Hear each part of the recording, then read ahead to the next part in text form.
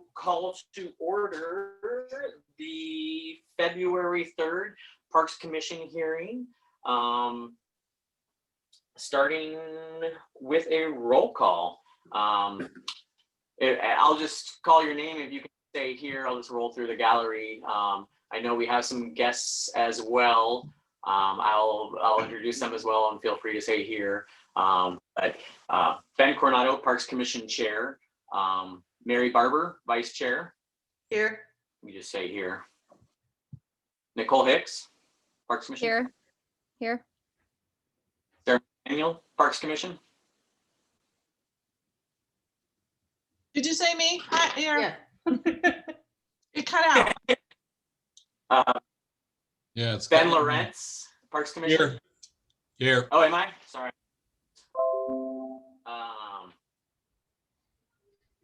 Sorry. Louise Steeman, Parks Commission. Here.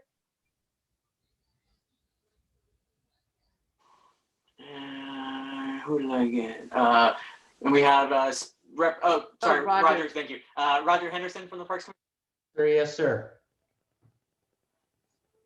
All right, thank you. And then representing City Council, we have Spencer Abersold. Here. And Mayor Kit Kuhn. Here. Representing the Ad-Hoc Committee. Thank you. And I believe we have other representatives of the Ad-Hoc Committee. Jennifer Keating, is she on? She might be listening. I see Brandon. Jennifer was here and then her thing went away. No, we have Jen gave me and Amber Hayward her link so we could log on. So both Gotcha. we both are logged in under her name, but we changed our names on there. So She had a meeting that she couldn't miss that she was hoping wasn't going to be here, but I'll just recognize the different people of our committee at one point. Okay. And then staff, we have Public Works Director Jeff Langhelm here. and Public Works Assistant Terry Garrison. I'm here.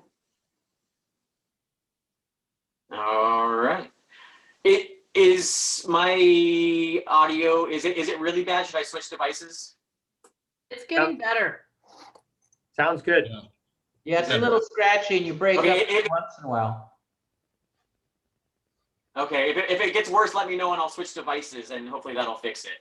But for now, I'll just keep it on the iPad. So we do the approval of minutes from the January 6th, 2021 Parks Commission meeting.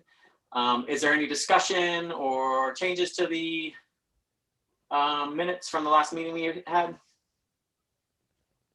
I move to approve the minutes Nope. of the Okay. February 4th meeting, February 3rd meeting, or the January meeting. Second. All in favor? Aye. Aye. All right. Minutes from the January 6th Parks Commission meeting are approved. So tonight we have some very exciting stuff going on with the Parks Commission. We are holding our public hearing regarding the restoration of the park name. So we're very excited to have the representatives from the tribe and the mayor, and there's just been so much great public involvement with this project. And so we tasked the ad hoc committee with, going forward and recognizing this spot and, coming up with some names. But I'm just gonna go ahead and hand it off to Louise and she can give us more background on the entire project because she's been the representative of the Parks Commission on the ad hoc committee. So Louise, feel free. And I thank you. And I would like to have Mayor Kuhn start with an introduction of why we're doing this and what the committee has tried to do. Thank you. Yeah, we're honored to be giving you this proposal to the Parks Commission. About 9 months ago, we wanted to recognize the ancestral homelands of the band of the Puyallup tribe of the Squababish people. And we're excited to reach out to the tribe and involve them. And so we formulated an ad hoc committee. The ad hoc committee is made up of myself, Councilmember Robin Denson, Councilmember Spencer Abersold, Councilmember Bob Himes, Jennifer Keating from the tribe, Brandon Reinan from the tribe, Linda Pitcher, Charlie Glock Jackson, and we were fortunate to have Louise Tiemann from the Parks Commission. And we had support from staff of Jeff Langhelm and Terry Garrison, so we appreciate that very much. We were going to present it to you a month ago, and then we had a better way by reaching out further of not really necessarily changing the name completely of something that was already there, just tweaking a little bit. So we had to go out and repost it. We've come up with a solution that I think makes everyone happy. We appreciate the Park Commission's interest and their questions and concerns 2 months ago that made us kind of do some more reaching out. After we do the presentation, we can even show you some support letters or acknowledge some support letters that are influential to make it happen. So we're very appreciative of Braden and Jennifer's help. They've really worked hard to make sure that we're doing it all right. And I'm very honored that Louise put together a PowerPoint with the tribe's help that we'd like to present to you. So thank you. With that, I'll turn it over to Louise. All right, and I'm gonna share my screen here. Sorry, Brandon. It's all right. And hopefully, can you see the screen, folks? Yes. Yeah. All right. And Is there a way of making it a little larger, or does anyone? need- yeah, I'm trying. Let's see. I think it's that way. Ta-da. Okay, and so to start here, our initiative of the ad hoc committee was to begin a park renaming initiative to honor the Puyallup tribe. That's where we started. And all of this had to do with reconnecting our history of Cape Harbor more fully to incorporate the tribal history as well. And to do this, what we valued was that there could be recognition and education and celebration regarding this history and how we went about it. So we began our work these months ago and developed this presentation to both start this education process, because there was so much that we learned from the tribe and from the historians on the committee that we wanted to share and that informed some of our decisions. So with that, I'm going to pass it on to Brandon to pick up with some of the history. It is vastly easier for Brandon to pronounce the names properly and get us familiar with this, and then we will all do our part to learn this as well. So Brandon, it's all yours. Thank you. I'll also, Amber Hayward, she's from our language department, so she's even better at pronouncing the name. But she can chime in as well. If you're okay with that. And then I'll let her kind of explain, especially when we get to the point where we're going to explain the name of that we're proposing. I think that'd be really good for her to kind of come on and give you guys the background of how we were able to come up with the final version, and throughout all their extensive research that they did in language department. So, and I'm going to throw in one more thing, if you don't mind. From a protocol point of view, it looks like I'm incapable of using an initial cap on Puyallup names, but the protocol that I was given was that the Puyallups did not capitalize place names, that wasn't a thing. So we chose as our convention that we would keep it in lowercase and highlight it, and then also provide the phonetic version of how to pronounce it. So you'll see that going through the presentation. all right. So you see here the Puyallup people lived in this area, especially the Cape Harbor area, for thousands of years. So we like to say since time immemorial. So 10,000 years before white people ever showed up to Gig Harbor, we were there. And our ancestors there was the band of the Squabosh. These are called the Swiftwater people. They were the guardians of the water. As you guys know, and as you've been out on the water out there, the current and the sound becomes really, really quick. And so that's where generally the name of the Swiftwater people comes from. It is pronounced Squabosh. And the band lived in 3 connected areas within the Gig Harbor area, from Donkey Creek and Crescent Creek. The band utilized the waterfront. Everywhere you go, there would have been some sort of housing structure. The main site there is where the museum is. That was where the big house for this tribe was. Consisted of about 8 longhouses, 1 large one, and then several smaller ones. The big house could hold over 100 folks, and then the other houses held about 30 to 60 family members, depending on which family was there. So let's see. The tribe is still represented in Gig Harbor. We have about 30 enrolled members.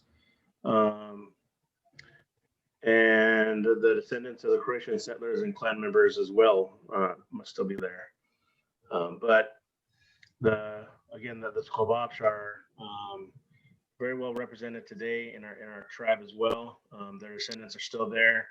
And yeah, next slide. So the Squabosh, one of their main things they were known for was their connection with the warrior band across the way there at Browns Point. The bands were warriors who rows to intercept invaders in fast canoes. That's where the Swiftwater folks come in. That they were the guardians of the South. They were like most Puyallups and most natives of the area. They were famous for their canoe building. And on the slide it says boat, but we definitely call them canoes.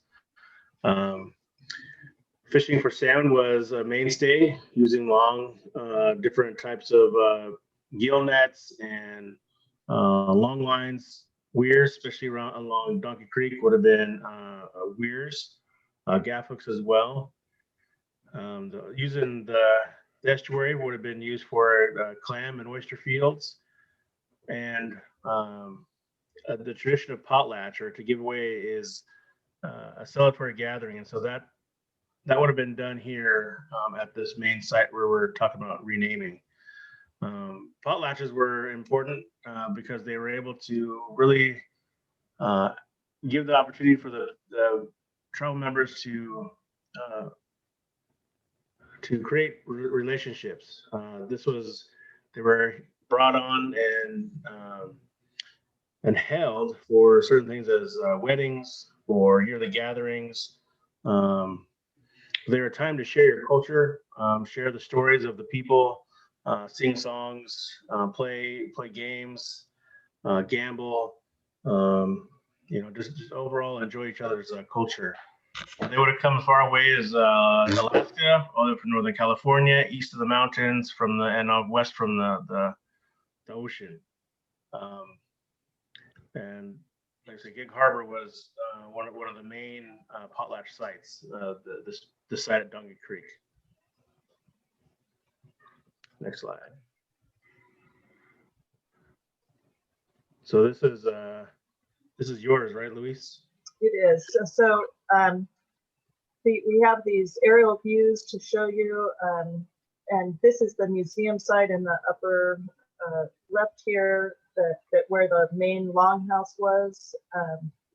Of course, there weren't streets, and there wasn't a park, and the beach basket wasn't there. So this whole area had housing and the things that occupy a village of that size, as well as the estuary space.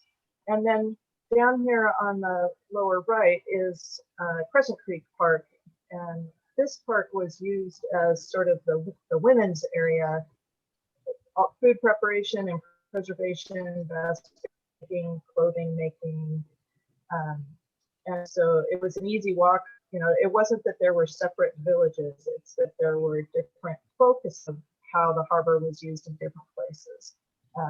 And so a lot of activity was happening at Crescent Creek Park area at that time, as well as at the main village site at the estuary.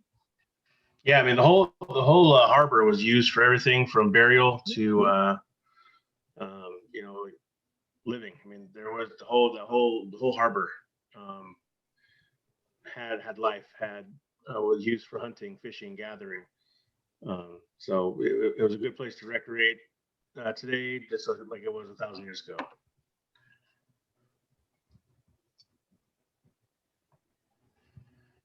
And Brandon, I think back to you here. Yeah, it kind of got out of order, I think. Let's see. I don't know how though. The Puyallups are part of the Salish culture, which again over 12,000 years old. One of the oldest sites I got to be part of was 9,500 years old up in Buck Lake, out by Mount Rainier. But so we've definitely been involved in this and been here on this land for 9,500 plus years. Again, time immemorial. Puyallup means people from the bend at the bottom of the river. This is the Puyallup River itself was really windy at the end before it got straightened in the 1940s and 50s. You just have a really big bend at the end. The territory was rich in salmon, clams, oysters, and other marine resources. One of the famous things that we hear about is when the tide is out, the table is set. This just meant that when the tide was out, that's when everything was available for us. All sorts of marine mammals and marine resources. And then some of the archaeological digs that we've done in Gig Harbor show all sorts of clams, mussels, oyster, you know, and they were earlier, the more recent sites they actually started using even the Pacific oyster, which is from California. So there was either there's even a show of trade routes as far south as the Mexico and Southern California area, which is really cool. The cedar tree is integral for part of our life. It has our clothing, our houses, our canoes, our tools. Life lessons such as resiliency, flexibility, and protectiveness were all learned from the cedar tree. Longhouses held extended family. Like I said, this here at Gig Harbor had about 8 longhouses. They were, again, holding family members. So your aunties, uncles, grandmas, grandpas, your kids and cousins are all in one house. So if you can just imagine what that was like to having everyone in one little home. Here we are. We don't get to leave home very often due to the pandemic, and especially during the quarantine times. That was a way of life for us, living in one house. So it was important because that's where the traditions, that's where the oral history came in. That's where our stories were held and passed down from generation to generation. Unfortunately, though, the longhouses in Gig Harbor for the Squabops, as well as the Swallopups, the Puyallup, they were all burnt down by the militias and the U.S. Army by the mid-1800s. So we don't have any pictures of them. And all those folks were then forced onto the Puyallup Reservation in 1855. The Medicine Creek Treaty forced 6,000 Puyallups onto a tiny resource-poor reservation in Tacoma. So for the Squabops, those who survived the initial wave of pandemic, for them, they were then had their houses burned down and then forced off onto lands across the water at the Puyallup. They were their close cousins. The Swallopups were the close cousins of the Squabops, but you know, they were still forced off their land. On the map here, you can see is the Medicine Creek Treaty ceded area. So this is roughly, you know, we're not a big fan of using the big dark lines, but that's kind of what we got to go with. This is by no means the boundary, but it was definitely the area of the boundary. But this is the areas that we considered in the Medicine Creek Treaty that we would have ceded to the U.S. government. So you can see it's many acres compared to what the reservation was established.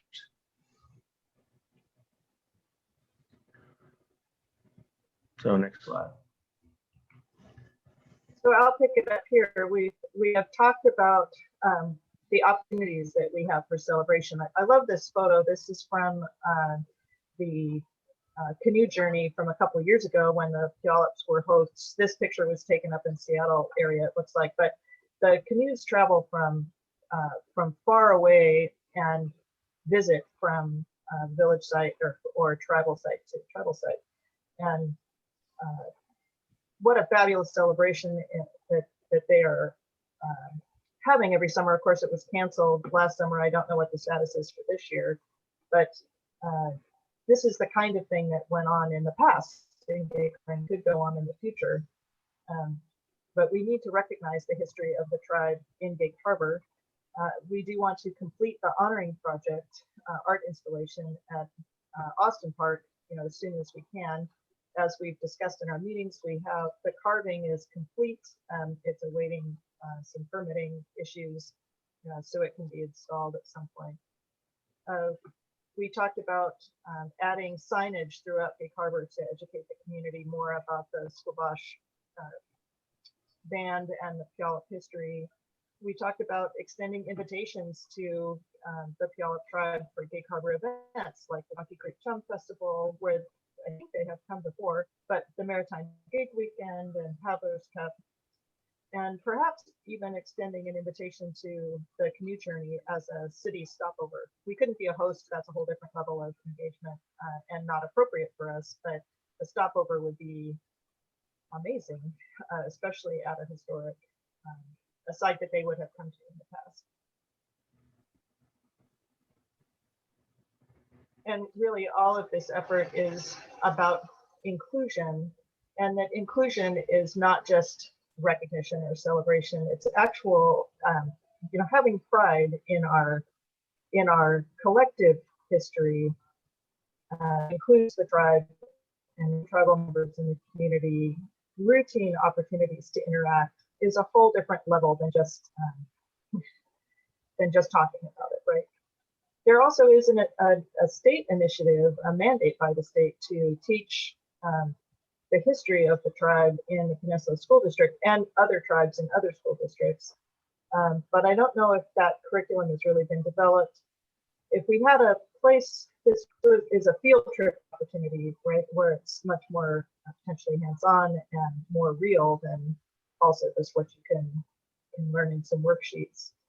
But we have an opportunity to promote tribal traditions and crafts and boat building and canoe racing in our paddle community and fishing methods. There's a lot of crossover. The tribe was boat builders and paddlers and utilized the trees. The settlers did too. So these are shared histories just at different times with different methods. We've also talked about what opportunities we could have for actually restoring some tribal life in the harbor. Could there be a canoe carving project? Could we add a work canoe to our dragon boats and other boats? Could we host a potlatch celebration? Could Puyallup youth be on the Gig Harbor Canoe Kayak race team? I think that would be awesome, by the way. Could at some point, could there be a Longhouse Cultural Center at Crescent Creek Park? That these are things that can be explored. They're not recommendations today, but these are the kind of opportunities that we discussed as we learned about the history of the tribe. And that brings us to the recommendation of the Ad-Hoc committee. So I have to say here that a lot of conversation was had with many stakeholders. As you know, people from the lumber community, the Austin family heirs, other people that were interested in this project, the art committee, the historical committee. So many stakeholders spoke, and we realized that there was a perception that if we added this piece of tribal recognition, that maybe something had to be taken away. And originally the thought was that we would rename Austin Park or Donkey Creek Park for the TRUD. And so as that didn't go over it very well, that I realized that people had this perception that our history is a pie. And using my dessert analogy, that in order for the tribe to get a piece of the pie, someone else's piece had to get smaller. You had to take away from the lumber community or the Austin family or somebody else. And we all realized that that is just not true. It's not the right analogy. Our harbor history is not a pie. It's a cake. And that the tribal piece of the layer cake has been gone almost as a matter of law since 1855. That piece of the harbor history was removed, and it's missing. And we also realized on the committee that we learned more about the lumber industry in Gig Harbor than any of us had imagined. And so we thought that piece of the layer cake is kind of thin, and there are opportunities there to flesh that out better than we have. So the fact is that our history is going to have layers in real life and is going to be continually thickened over time.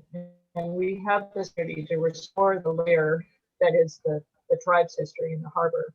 And it doesn't take away from anybody. We need to think of it as thickening our history and making it better and better and more robust over time.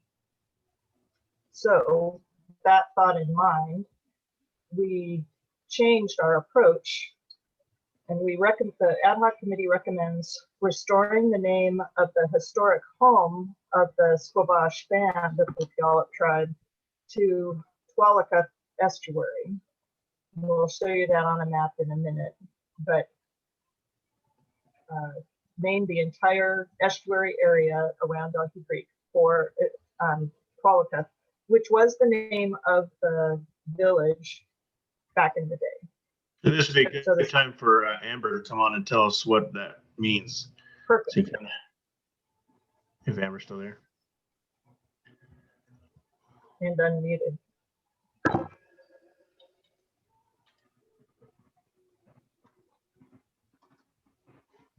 Let's see. Amber, are you there? Okay, yes, sorry, I was trying There to you are. work that It's out. all right. We all have done that. Oh, well, good day to you all. My name is Amber Hayward, and I am the program director of the Puyallup Tribal Language Department. I'm really grateful for this opportunity for the city of Gig Harbor to implement our ancestral language here in the work and the project that you are doing. And I just did want to touch base on this name here. So our Lashutsi language consultant has a PhD in linguistics from the University of Oregon, and he worked directly with first language speakers several decades ago. Specifically, he worked on the T.T. Waterman place names for the Puget Sound area that I think you all folks are probably familiar with, and where you're getting these names from. He worked on updating this T.T. Waterman document with Upper Skagit elder Vi Hilbert, who was pretty much the authority on Lashutsi in her time, and she worked with linguist Tom Hess to put together our Lashutsi dictionary. So our language consultant and Vi Hilbert updated the T.T. Waterman documents, and they put the place names in our current alphabet. So what you guys are looking at most times are archival linguistics or historic linguistics. There were many different alphabet systems that were used over the past decades, and our tribal elders came together in the 50s and decided on an actual alphabet, and they told us not to change it at all. And so our language consultant, his name is Zeke, and Vi Hilbert went through this T.T. Waterman place names document, and they updated as many of the names as they could into the current alphabet system. However, there were names that they were unable to make a solid decision about, and they were not confident enough in it because they did not have enough information on it. And so the name that you guys were going to use was one of those names. They did not have enough solid information to put it in our current alphabet system. And so it was scary to us that that name would have been put out. And so we're really grateful to Jennifer Keating and Brandon Raynon for reaching out to the language program, which I feel like a lot of times people use our Indian names, but then they don't reach out to us and look for more information. So I'm really glad that those two reached out to our program.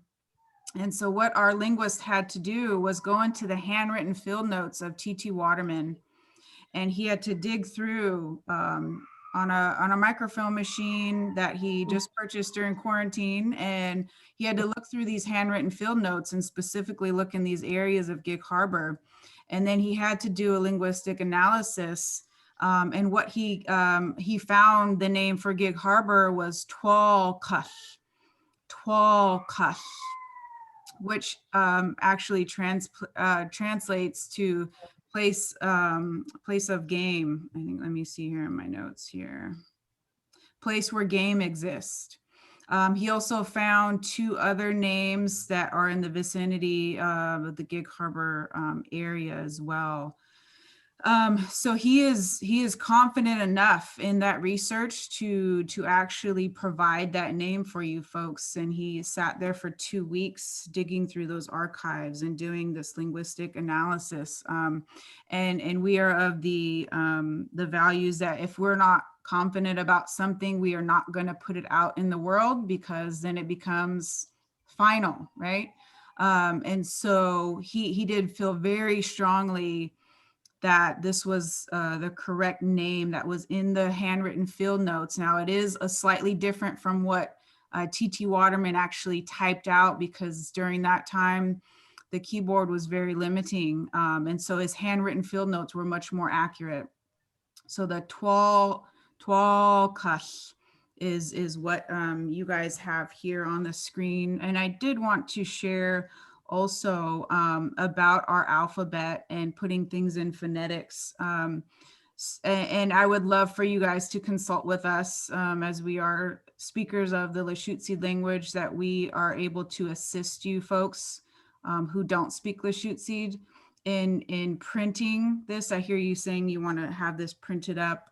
Even these slides, they definitely do need some help there, as they're not quite accurate in our current Lushootseed alphabet. And we do strongly discourage the use of phonetics, because we have sounds in the Lushootseed language that are not English sounds. And when they are tried to, you try to place an English character on a non-English sound, it changes our alphabet, and it changes the way and the word is perceived. And we absolutely love for folks to be able to use our language. We don't limit, we don't say, oh, you're not Puyallup, so you're not allowed to speak Lushootseed. We definitely do not have that mindset at all. We want everybody on our ancestral lands to be able to use and speak Lushootseed without any hard feelings or, oh, I'm not a native, so I can't say it. We absolutely don't prescribe to that, but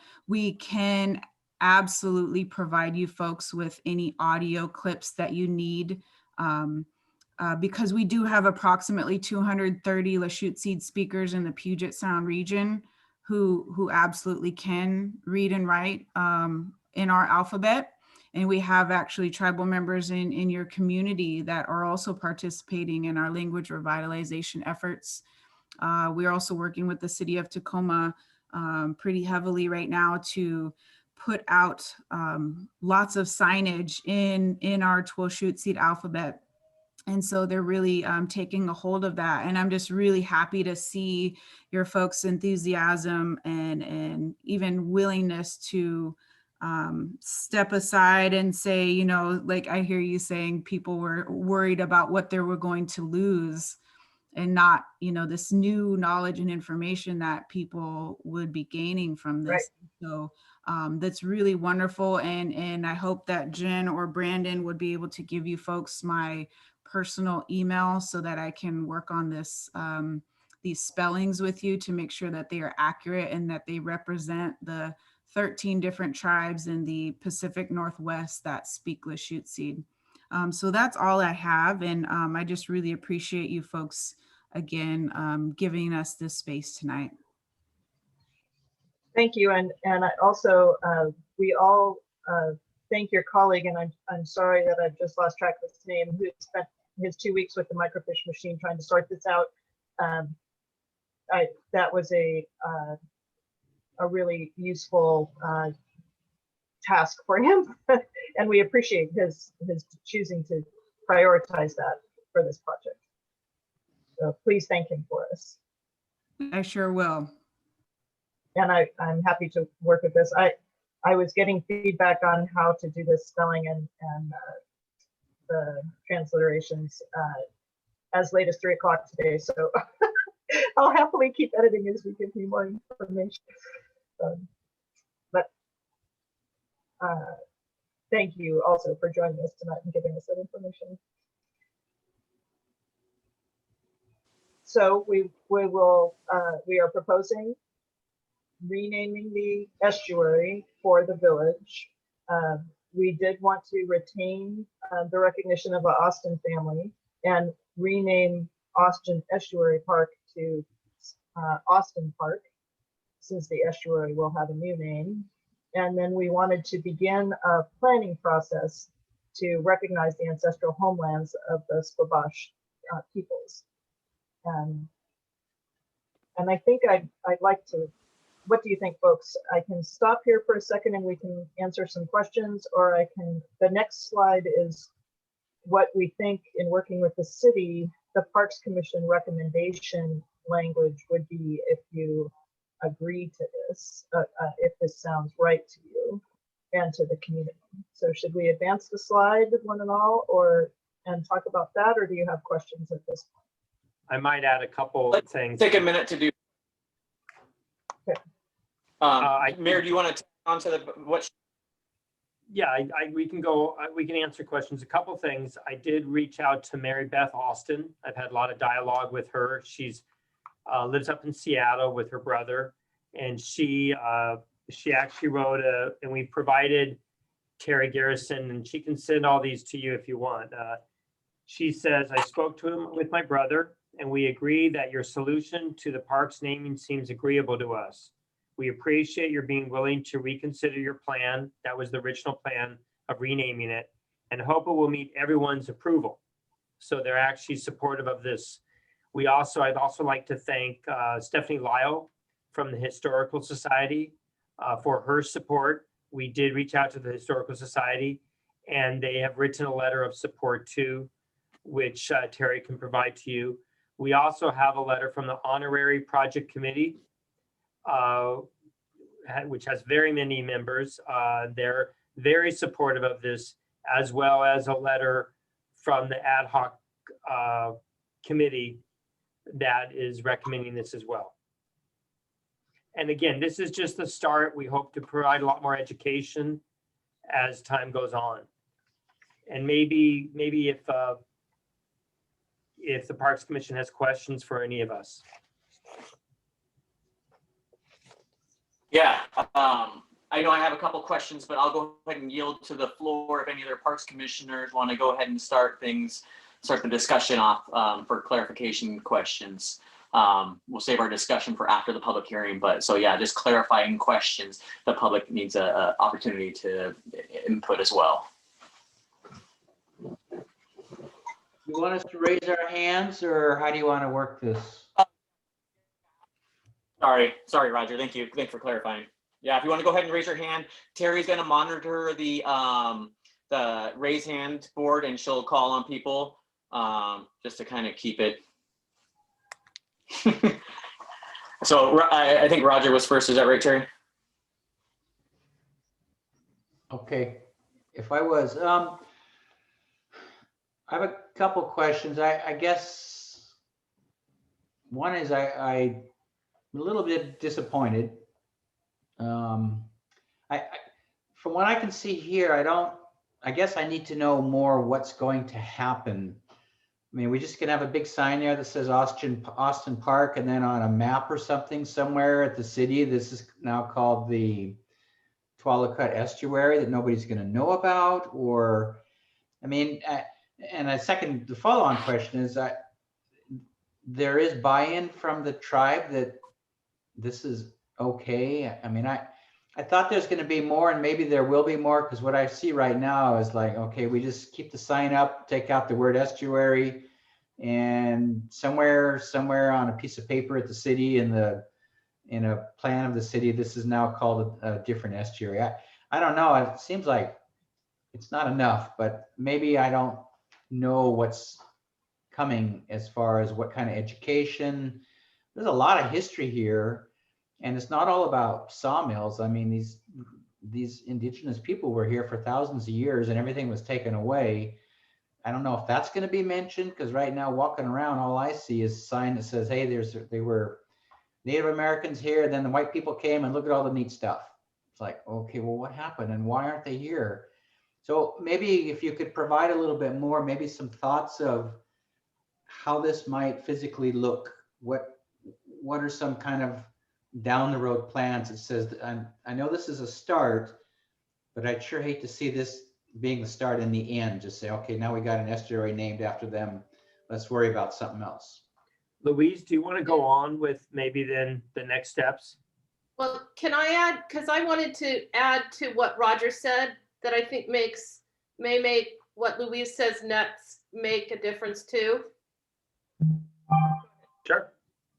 Because I guess I share Roger's concern, and I'm wondering if there was any thought given to me. The whole part of this was to honor the tribe and the peoples and make them feel like they were a large part of our community.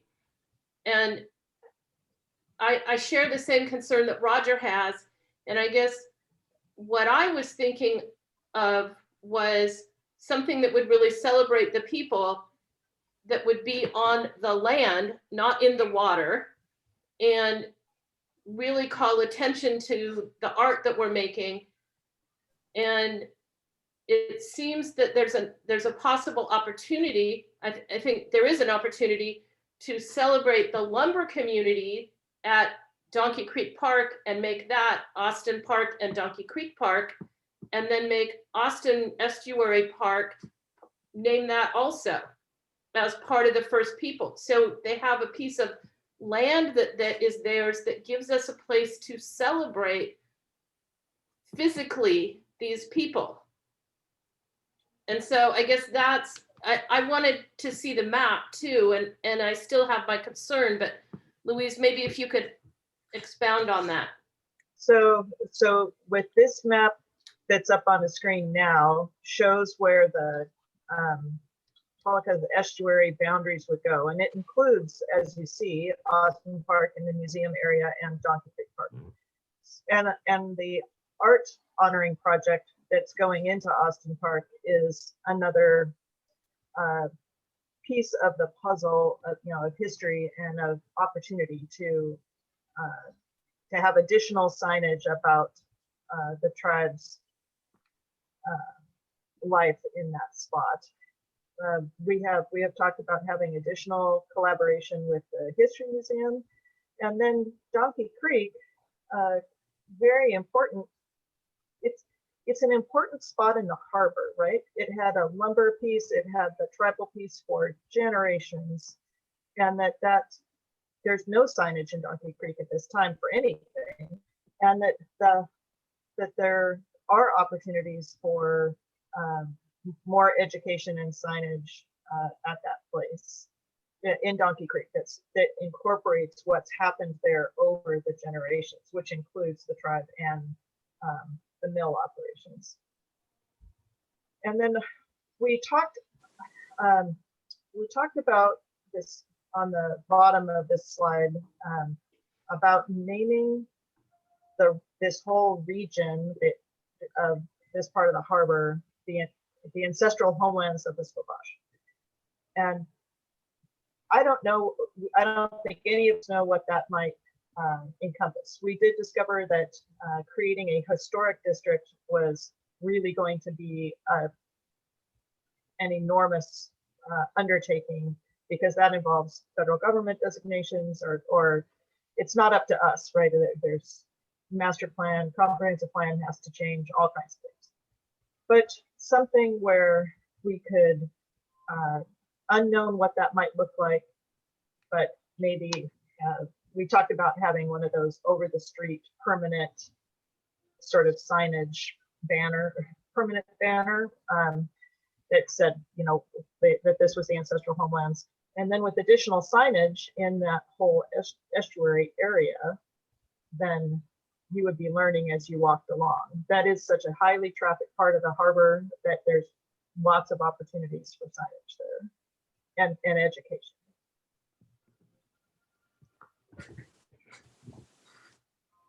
Ben, you have your Does hand that up. answer your question, Mary? Does it?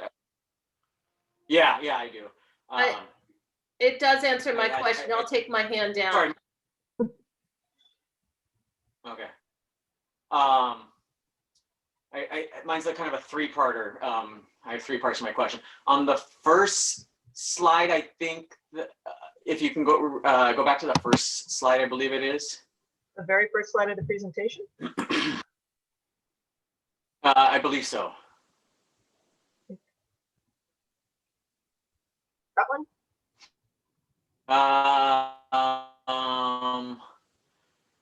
No, that's just the recommendation. Sorry, I think my internet's lagging. So Oh, yes, it is. further. Man, which is called School Watch. Boy, you're really lagging. Mine shows back at the very beginning of the presentation was the slide with Mayor Coon. Okay, give me one second. Okay, so I'll jump to my first one then, and you know, I apologize. Let me double check her name. Amber, I apologize. I contacted somebody at the Lachute Seed Puyallup language program via social media. I guess this is directed towards Amber of the Ad-Hoc committee. And they responded by saying, you know, that they, let's see, TT Waterman, let's see. These Lachute Seed names that are pulled from old archaeology reports and the TT Waterman Place name documents, which you referenced, did not have enough information for our linguists or our Lachute Seed speaking elders to feel comfortable using the phonetic spelling that you listed above. So we are currently researching in the handwritten field notes, which you referenced from TT Waterman, to get a better understanding. If we do not find a solid lead, we will suggest a different name to submit before February. Thank you for reaching out to make sure we are part of this. It's very frustrating when we're last to be consulted. Seems like we should be the first to be consulted. Most times we are not. So are you saying that that's resolved at this point by the research that that individual did for 2 weeks?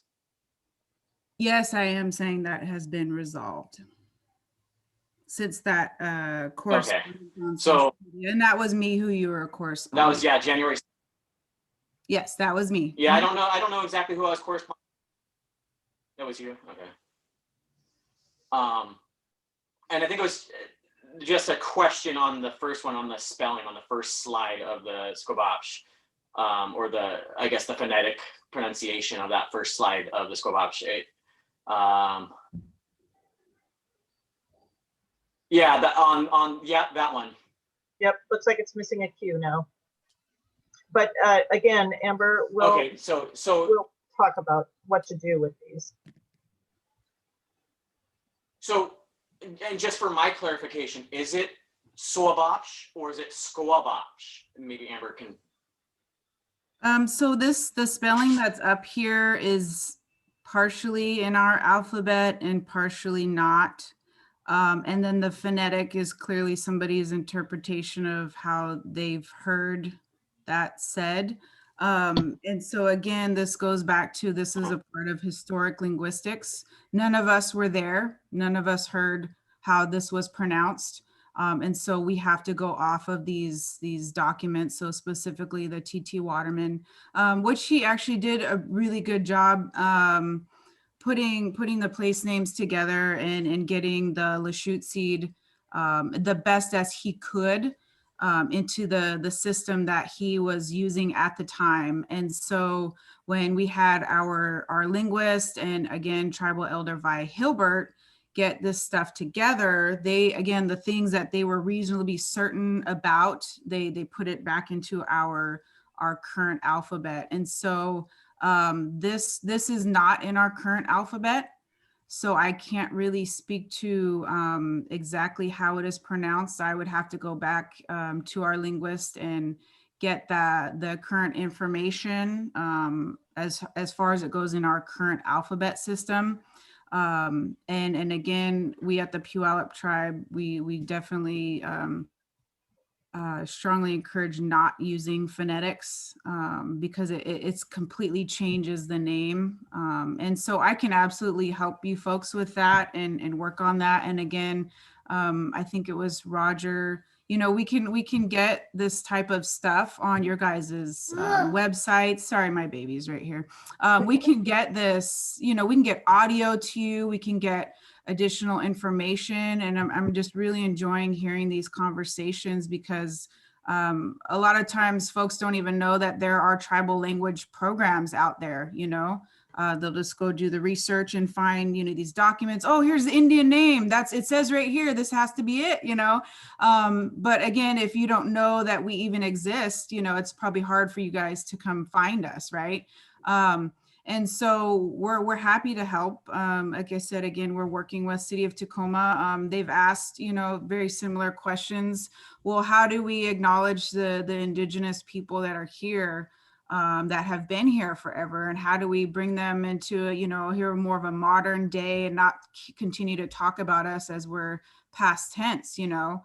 And so we've worked with them and they've adopted, you know, using our tribal language in their footers for their emails, or, you know, using our land acknowledgements to open up meetings. And we've provided the Lushootseed language for that, for people to use. And we put it out there so that everybody can and will use it. You know, we're not the Lushootseed police, you know, but we would absolutely love to be consulted on. And we request if people do get translations from us, or if they're asking for Lushootseed from us, that we are able to proof what is being printed or what is being put out there. Or if, you know, you guys want to put these signs up, if you put it up as is, this is incorrect.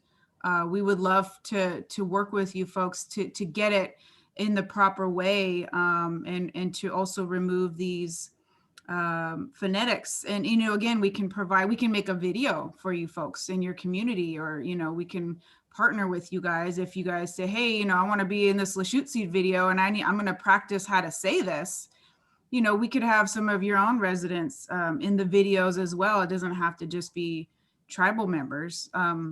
So that's the type of collaboration that I'm most interested in. And for you folks to come to the tribe and say, how can we include you folks? You know, this sign, you know, I heard you saying, is this sign going to be it, or where's this going to be? It's a start, and I'm happy about that. It's a start. It's one little dot on the map that Lushootseed gets to exist. And that's the whole point of language revitalization, is having as many spaces as we can on these maps of where Lushootseed lives. And so again, to me, this is great. But we would love to, again, help, because this language is representing not just us, you know, it's representing our ancestors. And again, like I said, 13 other tribes in the Puget Sound area. So this is a start, and I could see it absolutely growing from here, just as I'm really excited to watch it grow in Tacoma.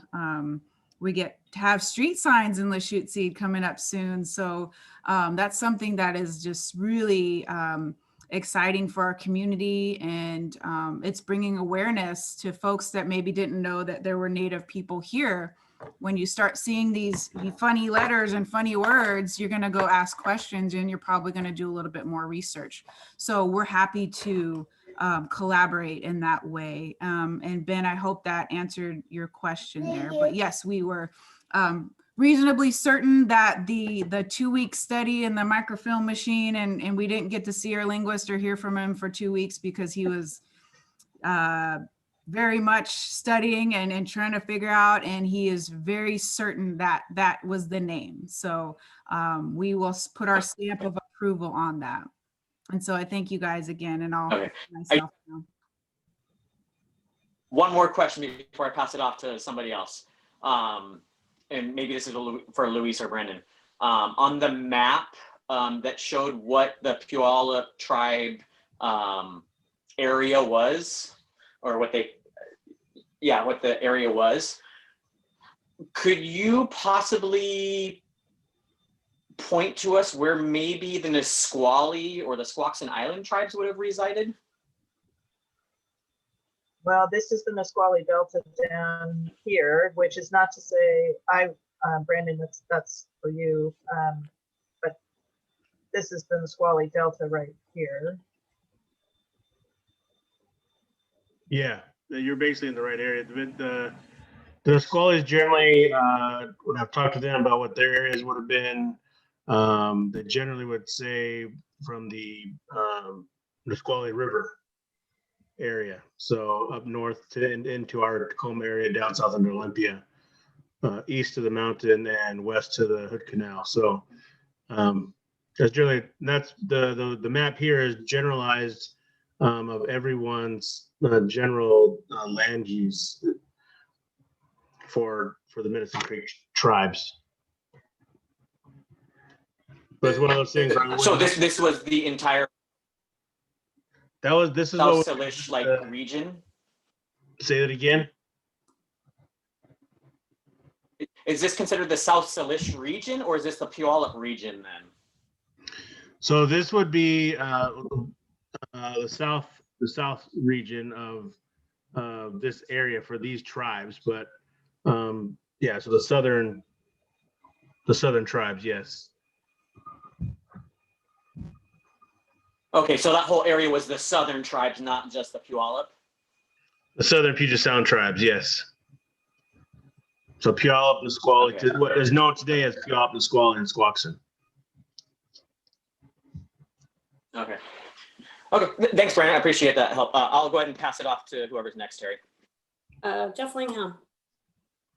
Thank you, Terry. I just wanted to reiterate what, first of all, respond to Roger and Mary Becker about about this, and follow up with what Amber was saying. From my point of view, this is just the first step to establish the Squabash name for this area. As was shown on one of the last slides we had seen that Louise had up, the next one there, I think. Yeah. So the Tualaca Estuary is just establishing this area, which includes land and water. It's not just the water. It is just the first step. The next step is, like we've been discussing, the honoring project, which actually was supposed to be first, but this has come before it, is the honoring project. And then there's going to be more steps beyond that. And now those more steps that are going to come are steps that can be promoted, developed by the city, developed by the Parks Commission, developed by the Puyallup tribe. All of us can jump in, I think, at this point and start to find ways to recognize and honor the Squabash people.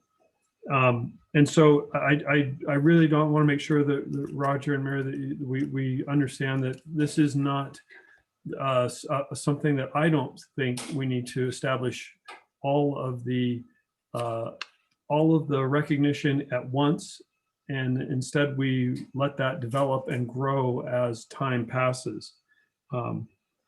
So anyway, I just want to make sure you're aware of that. Nicole Hicks. Yeah, so I just wanted to add to my big questions and concerns that Roger and Mary also shared. So hearing Jeff speak to that was helpful. But yeah, my first question was, how much buy-in was there from the tribe. And it sounds like there's support from the tribe as well for this. I guess my personal hang up is referring to this whole area as the Tawalka estuary, I think is great. But then for me personally, it almost seems a little bit contradictory having 2 parks within that area named for, lumbering families or backgrounds. And I understand like the merging of what makes our society is what it is today, but that's just my personal struggle with it. I want to be able to do more to honor the native tribes who were here before the white settlers. So it would be awesome if we could somehow merge the names of the 2 parks, Donkey Creek and Austin, and name at least one park after the Squawabush. And I know I'm messing that up. I don't know if that's possible. And I know it would be taking some steps back with what all of Ad-Hoc has been doing. But that's just what I wanted to say about that as well. This is exciting, but it would be nice to do more. I think we have some opportunities through the pros plan and the visioning for Crescent Creek Park also. There's some room at Crescent Creek that we can decide if what the vision is for that spot, and maybe there is a Squabash piece of that belongs in that park as well. I don't disagree with. It seems like Donkey Creek was fine park where it was the village site, as well. But there are many stakeholders, and even within Donkey Creek, because nothing has happened at Donkey Creek Park really, there are still opportunities there to merge the native history and the lumber history of that place, and that's for us to push forward as time goes by.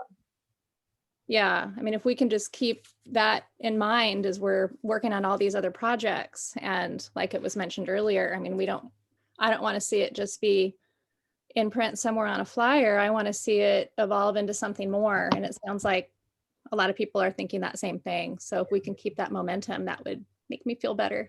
Yeah, I think the Puyallup tribe and the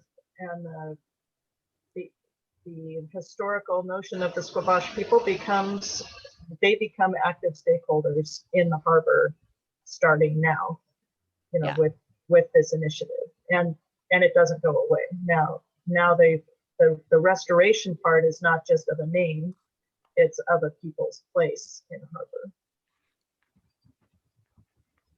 Cool, thank you.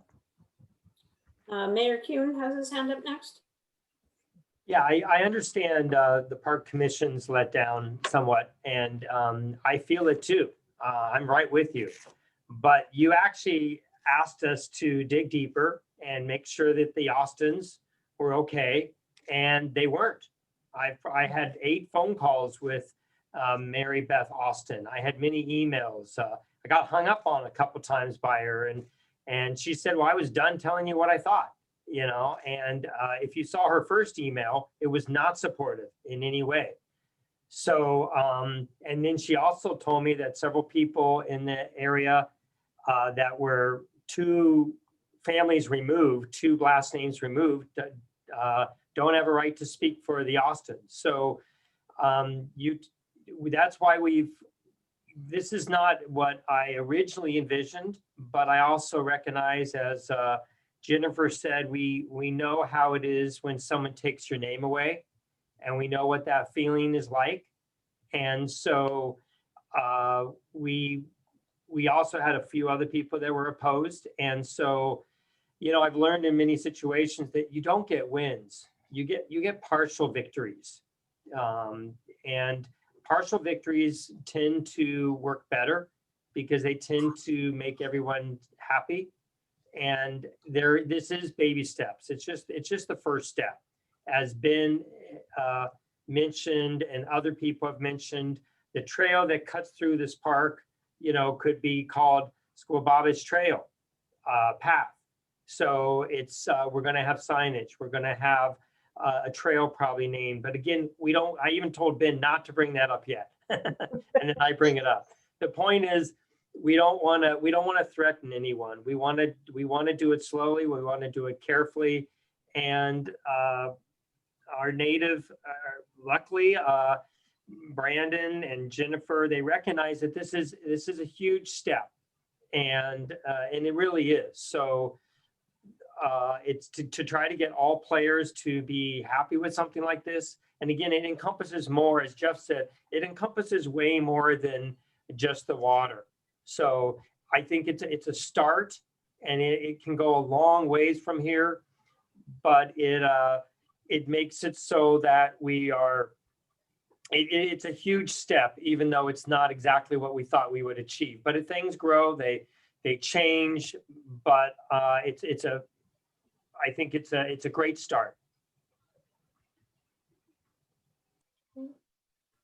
Ben Lawrence, your turn to speak. Thank you. The mayor took my my phrase, baby steps, and I think it's a great start. We just have to get it going and hopefully build off of it.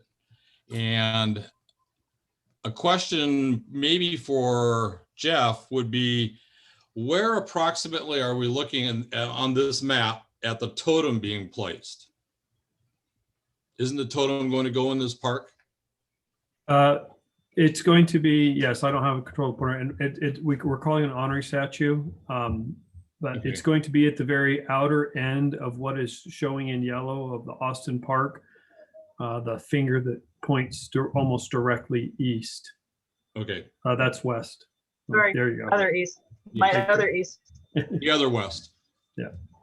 Yeah, Okay. right about where the cursor is. That's where it's proposed. We haven't submitted land use applications for that, but that's where we're proposing at this point. Okay, good. I just wanted to be sure it was more in the estuary area than up by the road. And So- we'll keep it as close to the water as we can and Yes. still meet federal permit requirements. Permits. Okay. Okay, Ben Coronado.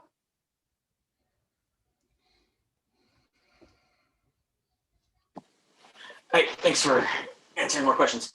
How come you didn't switch the names Tualacut and Squabash for the naming? As far as, why wouldn't the estuary be named Squabash Estuary?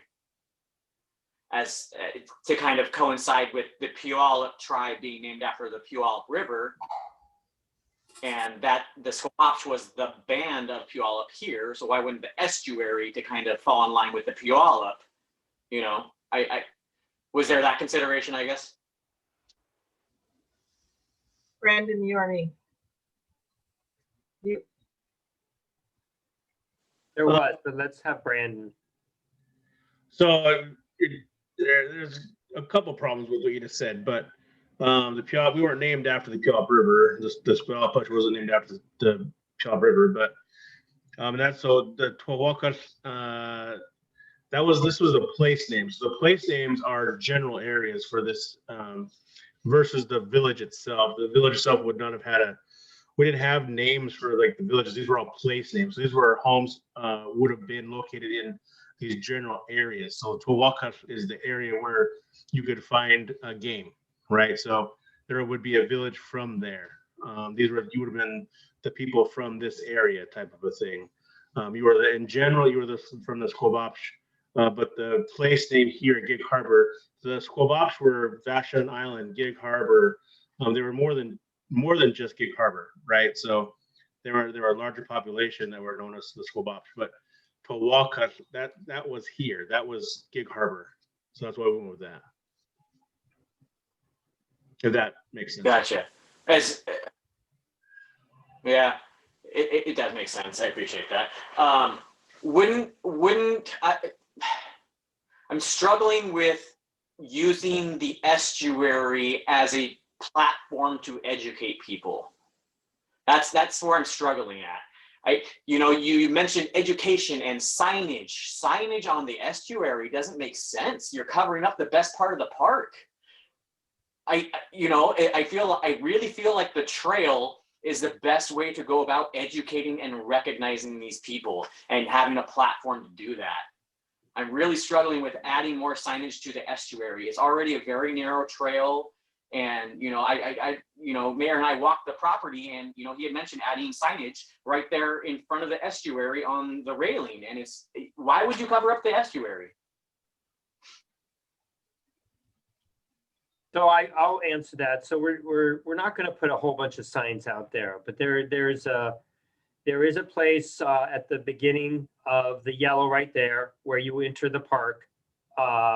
Also over right on the other side of Donkey Creek when you go under to the museum, education. I mean, one thing I'd like to say, I'd like to hear a solution, because we've already gone through a series of obstacles. So obstacles are always there. Solutions to the obstacles. Mm-hmm. This is how we've come to where we are today, is to try to overcome obstacles. And again, it's a start. So if there's some thoughts of solutions to some of this, with not offending others, you can go on, but those are really what would be great to hear.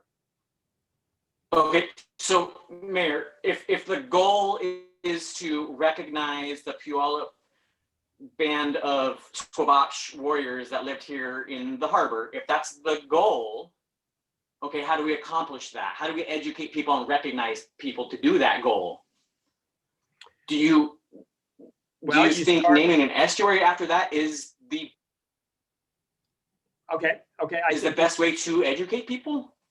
Well, I think if you change Austin Estuary Park to where you can call it Austin Park, then you can name that whole area that encompasses it. You're actually naming a bigger area than that park. You're naming that whole area that includes land. Everything in that red would basically be an area that would be called the Tawalcuff Estuary. So I hope down the road you would get that on maps. So when you actually Google something, I mean, I don't want to jinx something, but I hope down the road when you have to pull up a map of Washington, or you pull up maps, that this actually is that area.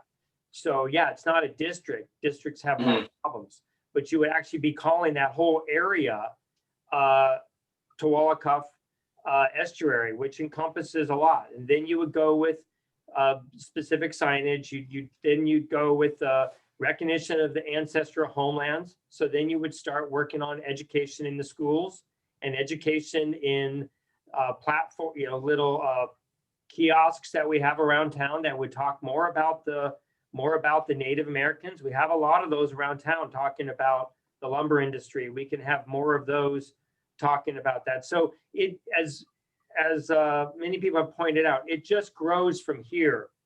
But it's a start. So then as time progresses, as we did, people can come and say, hey, why don't we do this? I've talked to Spencer Abersold that wants to work down at the Crescent Creek with recognizing the Native. He mentioned wanting to recognize them down there. So it's a start of a lot of things that can grow from it. But if you do too much too fast, then we risk. This is why we didn't want to do that. We risk losing what we've got. And I'm sure Jennifer, I see her, she can jump in and answer some of this better than anyone. Well, it's hardly fair since she just got on and has no idea what we've been talking about. Yeah, I apologize. I just came from an emergency board meeting, so I just got on. I just heard the risk of doing too much too soon. And I'm not sure what happened prior to that, but I will say I echo what the mayor just shared. In a community like Gig Harbor, I've found in my past experience, it's better to take baby steps, and that is nothing against Gig Harbor. It's simply going from not recognizing your complete tribal history to full blown can result in some major opposition. if we're able to have some success stories under our belt as we move forward, I think that kind of helps with our overall message and helping get folks on board as well. Yeah, we've gone through a lot of trials, a lot of tough conversations to get where we are now.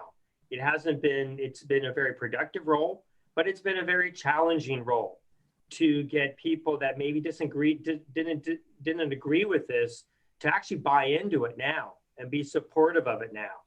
But it came from going slower and not and recognizing people that were already there before.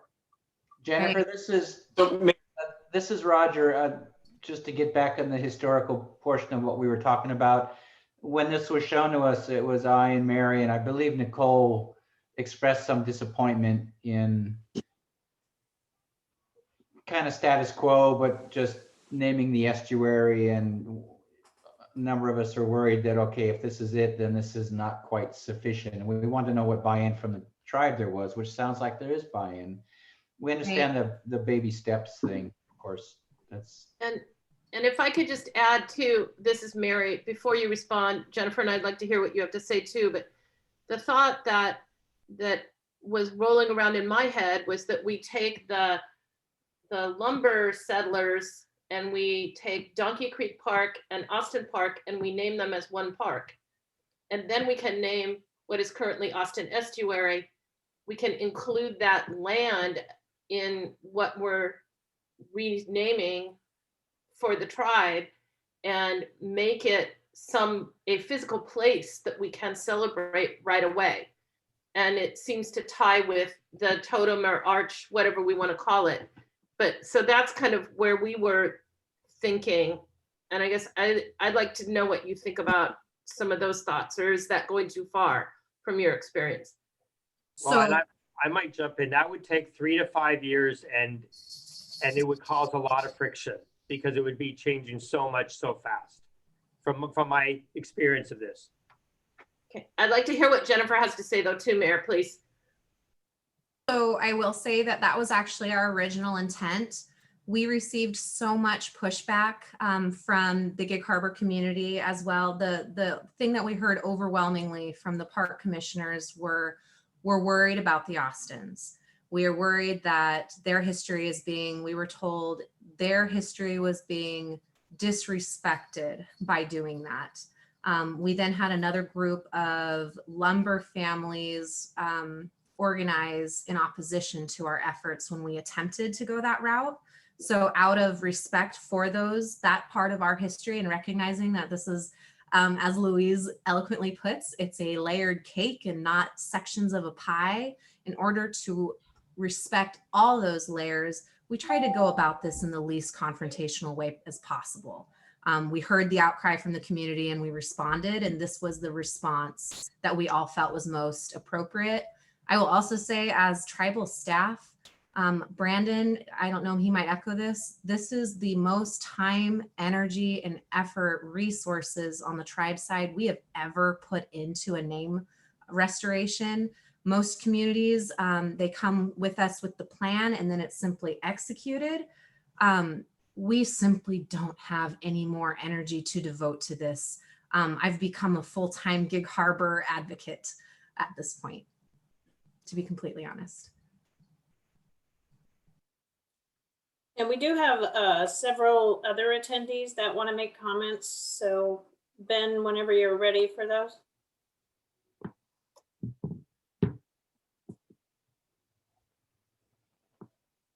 First up, we have Paul Kadzik.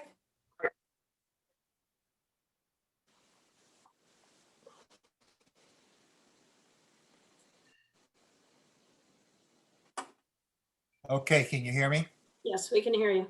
Okay, good. Takes a little bit of technical expertise on that. First of all, I want to say thank you very much for all of this effort. I think it's a terrific plan. I really do. A giant step forward from the last meeting of the Park Commission on this, and that's because you've had input from the community. I think that everything that that has been recommended is really good. And I want to comment on that. The concern about the community and the lumber in the families from the lumber industry and just the community in general, I think are very valid.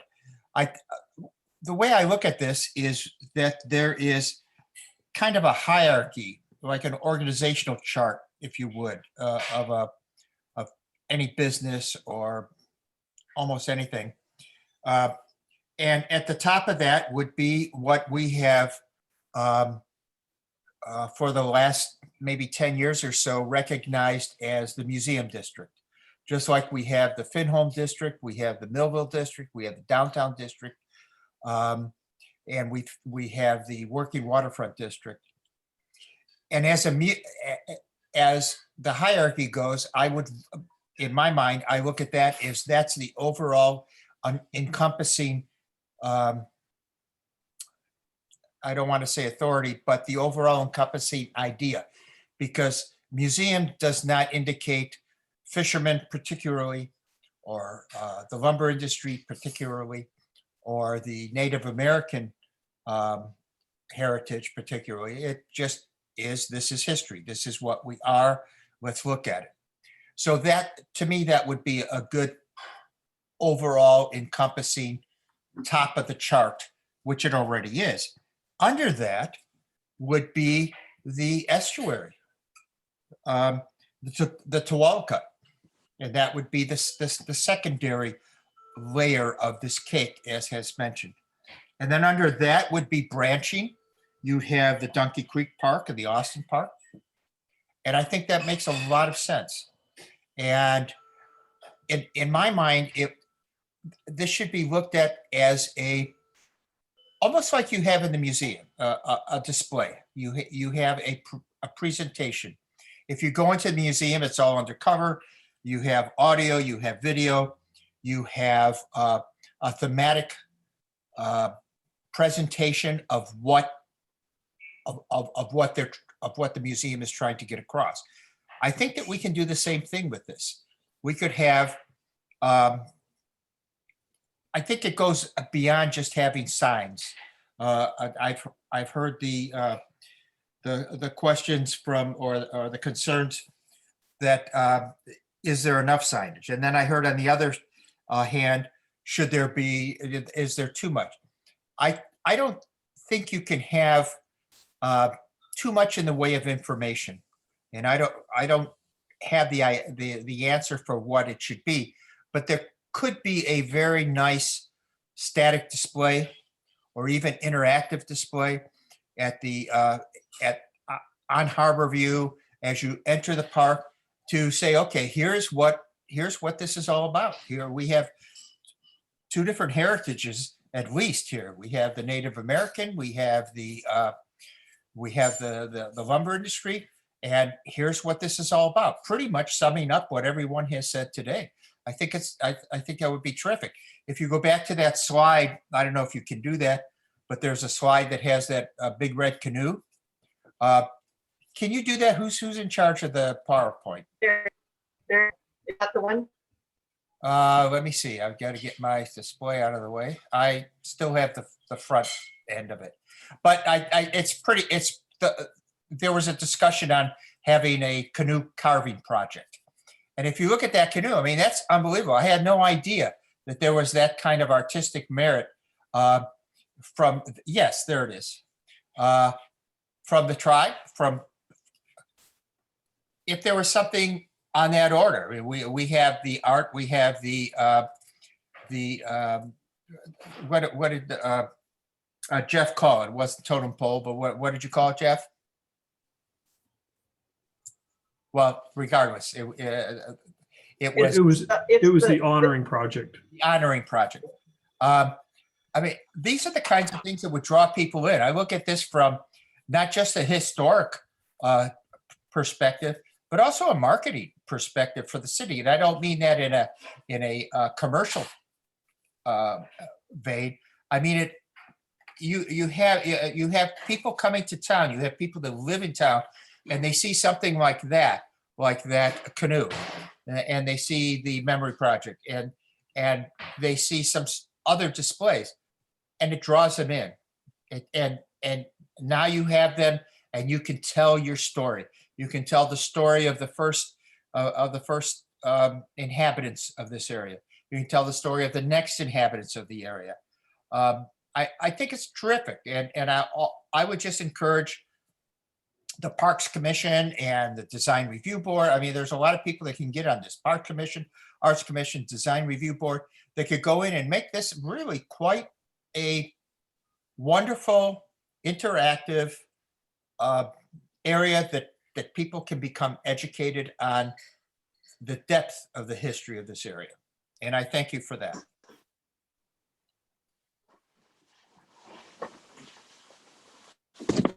Next up, we have Linda Pitcher.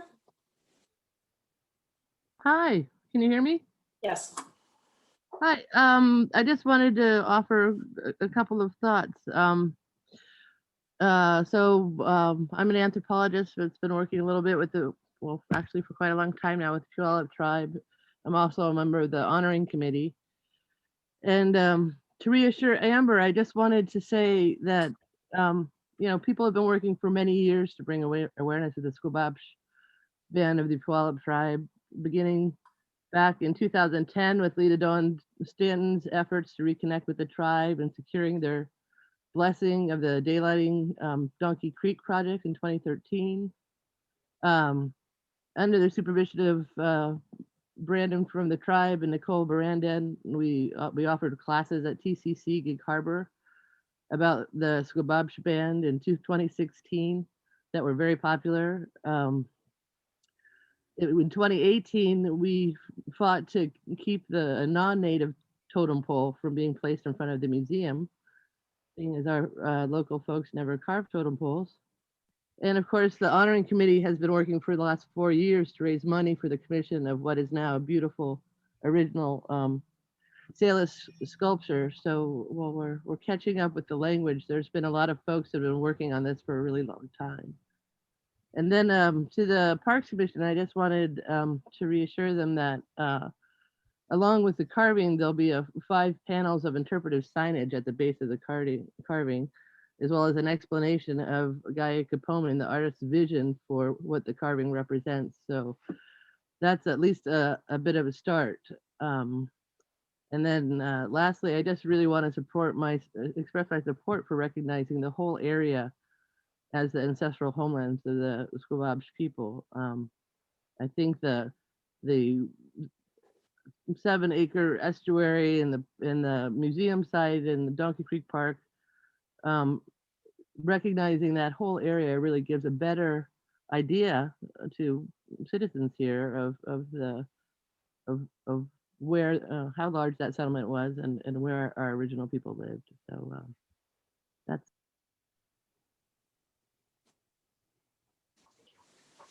Let's see. Council Member Denson. Hi, this is Robin. I hope it's okay that I speak. I served on the Ad-Hoc committee, and I want to thank the Ad-Hoc committee, our tribal members of the committee, Brandon and Jennifer. Thank you, Amber, for joining us. And big thanks to Louise, who put together this PowerPoint with Brandon and Jennifer. She's worked so hard on this. I want to thank the Parks Commissioners tonight for their careful consideration, all their great questions. This really is a huge historic thing that you guys are part of. I mean, it's unbelievable that it's taken this long to get to this point. I so appreciate the concern of some of you that this doesn't feel like enough. And I agree that I don't think we can ever do enough to make up for the history and do enough for these original residents. And so what we're doing now is wonderful, but I appreciate the mayor's interest and your interest as well in seeing what else we can do to educate our residents about this amazing rich heritage here in Gig Harbor. I don't really consider this to be baby steps, as the mayor and Jennifer pointed out. A huge amount of work was done by this Ad-Hoc committee to get to this point. I would, and I know the Ad-Hoc committee would, really appreciate your ideas for signage and recognition for the 12 Cut estuary to make sure that folks it's not just on a map, that folks are recognizing that that whole area, bears that name in honor of the Swabash tribe. And then, what we're asking for tonight, what the Ad Hoc Committee is asking for is essentially two things. We're asking that you recommend to the council that Austin Estuary Park be renamed Austin Park, and that entire area that's outlined in red be named the Twalcuth Estuary. But then the second piece is really important as well, and that might make some of you feel a little bit better. We're asking you to ask the City Historic Certified Local Government representatives, and Linda Pitcher just spoke. She's one of them. She's really knows the history, so she's a great representative. We're asking them to work with the tribe to recommend a larger area. We're not just talking about this area in red here. We're talking about establishing a larger area to really recognize as ancestral homelands of the Swabash. And that could extend all along the waterfront. I mean, it could extend and include Crescent Creek Park. It could go the other way. It could go into some of the upland area. I mean, this is where we really want the tribal historians, Linda, to get together and really decide, what's appropriate. It won't encompass the entire lands of these people, because as we saw, they were in Fox Island, they were Watchet, but it would encompass a large area, and we could have, all sorts of recognizing signage that let people know that they are on the ancestral homelands of the Swabash. And so that's kind of a second step that is going to take a little bit more time, but it's a huge step. And I just wanted to appreciate all the work that's taken to get to this point, and all the education that I've received and other members of the Ad Hoc committee have been honored to receive. And we appreciate the opportunity to use this to educate our community. And again, make sure that our cake has all of the layers that it should have, and that folks understand how all those layers make Gig Harbor such a rich and wonderful place. Thank you. Councilmember Hines.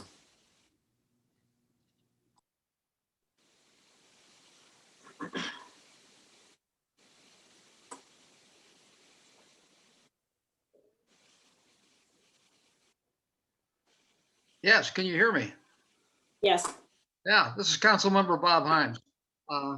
I've been listening to this conversation for about an hour and a half now, and I would echo Councilmember Denson's observation here. By my calculations, it took 160 years to get to this step. Okay, to put this in perspective, the medicine 160 years. Second thing is the pace at which you can change these things. And by the way, I bumped into this as being part of this ad hoc committee. When I found out that the donkey, there was no person by the name of Donkey. It was a steam engine that pulled logs in from the water. It's up to the mill. And I thought, how could you ever name a park after a steam engine when you got a group over here that actually lived here potentially for thousands of years? Okay. And needless to say, I lost that argument big time. And I guess the point I'm driving at here is the degree to which the scale of this thing will expand is really going to be a function of the receptivity of the community of Gig Harbor, and in particular, descendants of some people who may have what I would call financial or emotional attachment to certain portions of land or certain portions of the area. So, and I don't think you can push those things.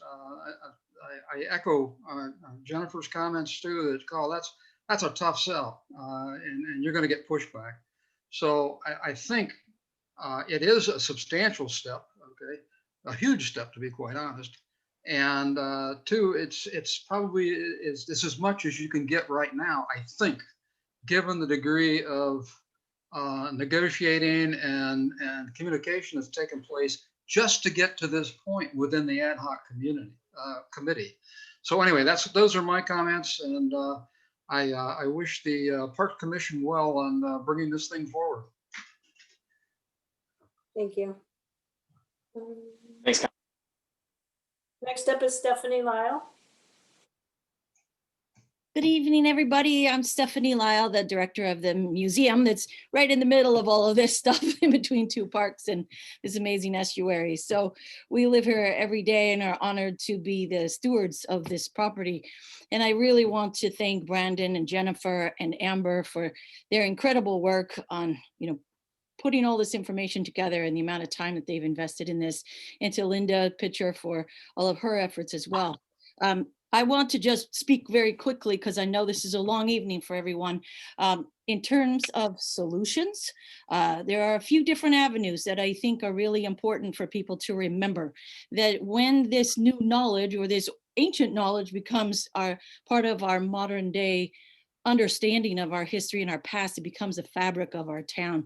We have a lot of different avenues to be able to share this new thinking and honoring our ancient past. And so there's, for one thing, there is actually a historic marker at Donkey Creek Park.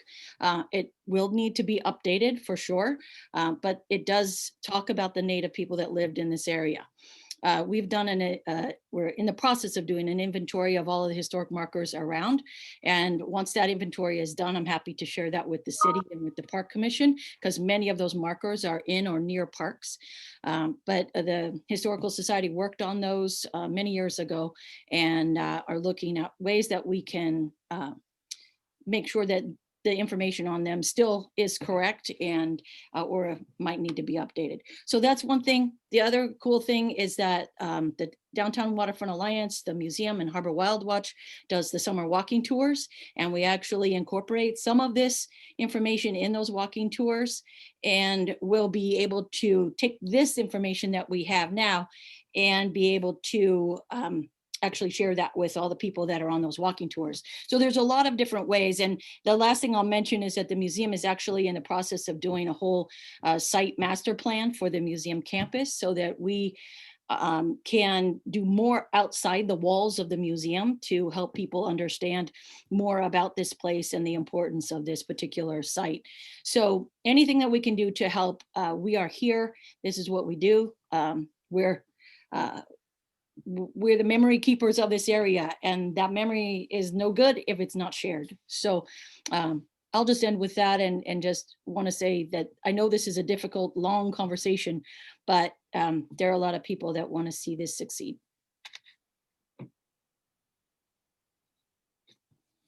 Thank you, Stephanie. And so right now I'm just sharing the piece of literature that's down at Donkey Creek Park now. Can everybody see it? Yeah. Yeah, so this is what's currently down there and has been down there for, I don't know, probably years. Yeah. I think so. I just want to make sure people are aware of. Yeah, what's that? Oh, I'm just going to add that was probably put in probably close to 8 or 10 years ago, I would imagine. And it was based on the scholarship of the time. And so I think that, anytime there's new scholarship that we are able to share, it's a great thing. So so that is one marker, but I do think Crescent Creek is another perfect place for more interpretation. So looking at those opportunities moving forward would be a great thing.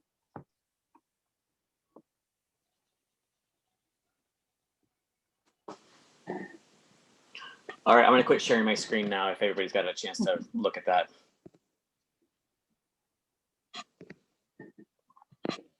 Thank you, Stephanie. Sure thing. Can I just add one more quick thing? Sorry. Can you guys still hear me?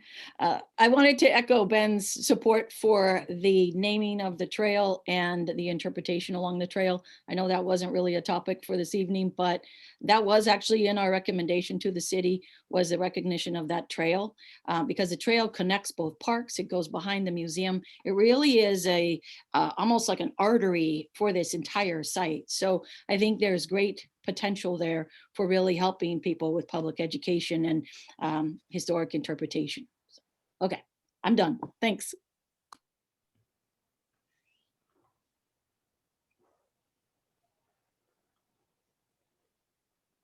Is there, you have anybody else? You're on mute, Terry. Roger Henderson still has his hand up. Is that up from earlier? No, it's up, but I want to make sure the public's already had their chance. Yeah, everybody has, well, wait, I have one more. Yourself and Louise. Oh, okay. Just a quick question. It's actually for the mayor and for Jeff, either or. Are there any, with regards to Austin Park, I'll call it that now, were there any promises made to the family or anything in the master plan, written or implied or whatever, as to what could be done or what shouldn't be done in that chunk of park? There's nothing that says, well, you can't do this, or you have to consult with the Austins before you put up an honoring statue, or before we put up a sign, or before we do this or that. Because that's part of the solution, is to know what restrictions we have. Yeah, I can let Jeff, we did not, again, that land was donated from Pierce County. We actually did do some, I have it right over here. We did do about 100-year history of that land. So that I got, it didn't really tell us anything. But as far as I know, there are no promises, but I'll let Jeff chime in. Yeah, there's nothing that I know of in the pros plan that limits us to doing it. It's simply an operation of the park and how we want to operate our park. Okay, good, thanks. Ben, you sent out some attachments, and there was a couple of attachments that dealt with an arch or a portal or something. Was that envisioned? Yeah, that was on the committee's proposal that they came to the Parks Commission with in 2016 in the Arts Commission. That was their original vision that they pursued.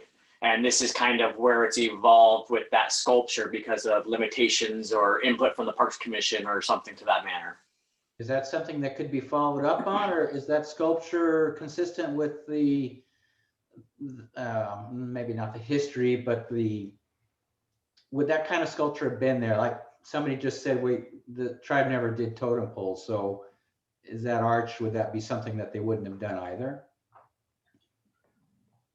From my understanding, we did have the blessing of the Puyallup tribe in that art because of the lineage with the artist to the Puyallup tribe. Okay.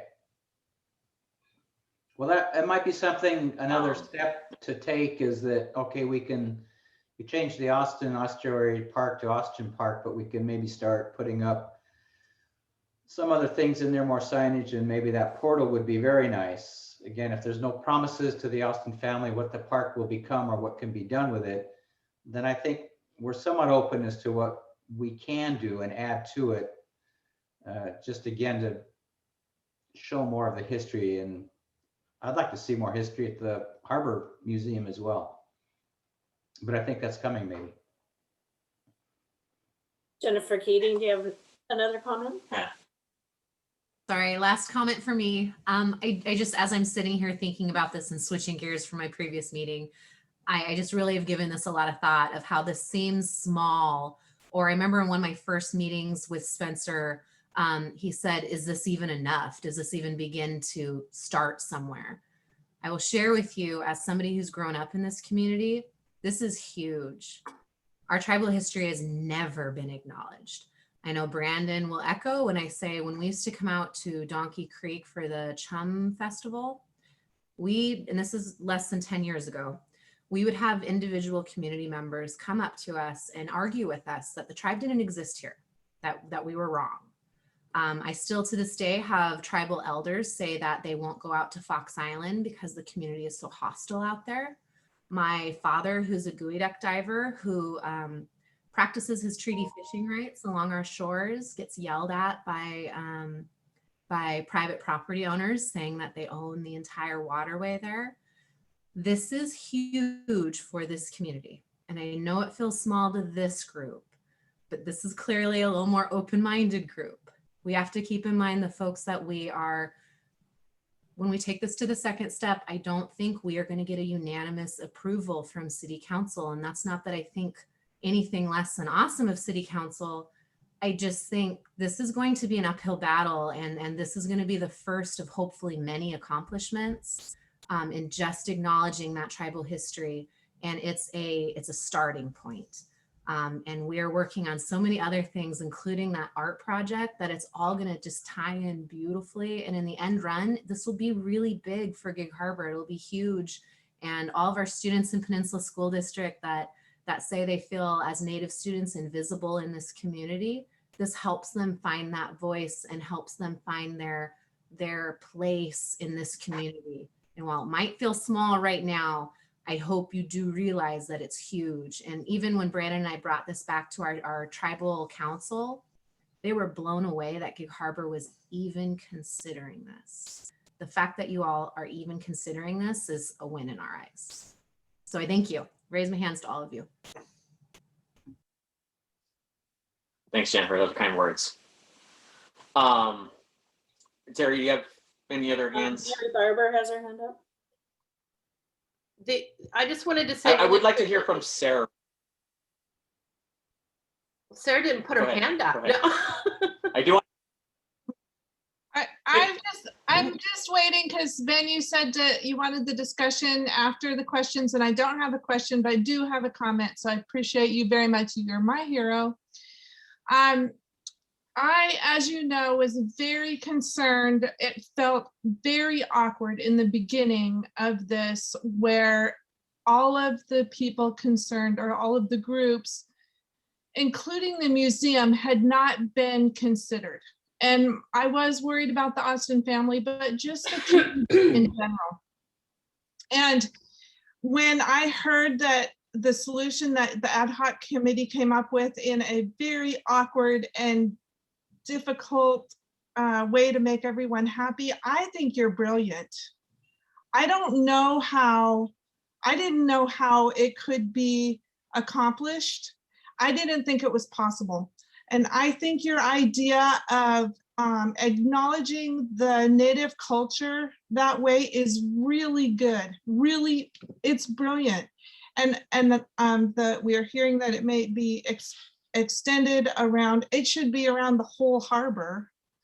But I think that idea of leaving the Austin name intact and their honor intact, I think leaving Donkey Creek and the honor of the lumber industry intact is really important, and acknowledging the total huge culture of the Native culture is really important. And so I think your idea is great. And I would recommend Parks Commission members, my Parks Commission members, that we recommend that happen, that their ad hoc committees idea it happen.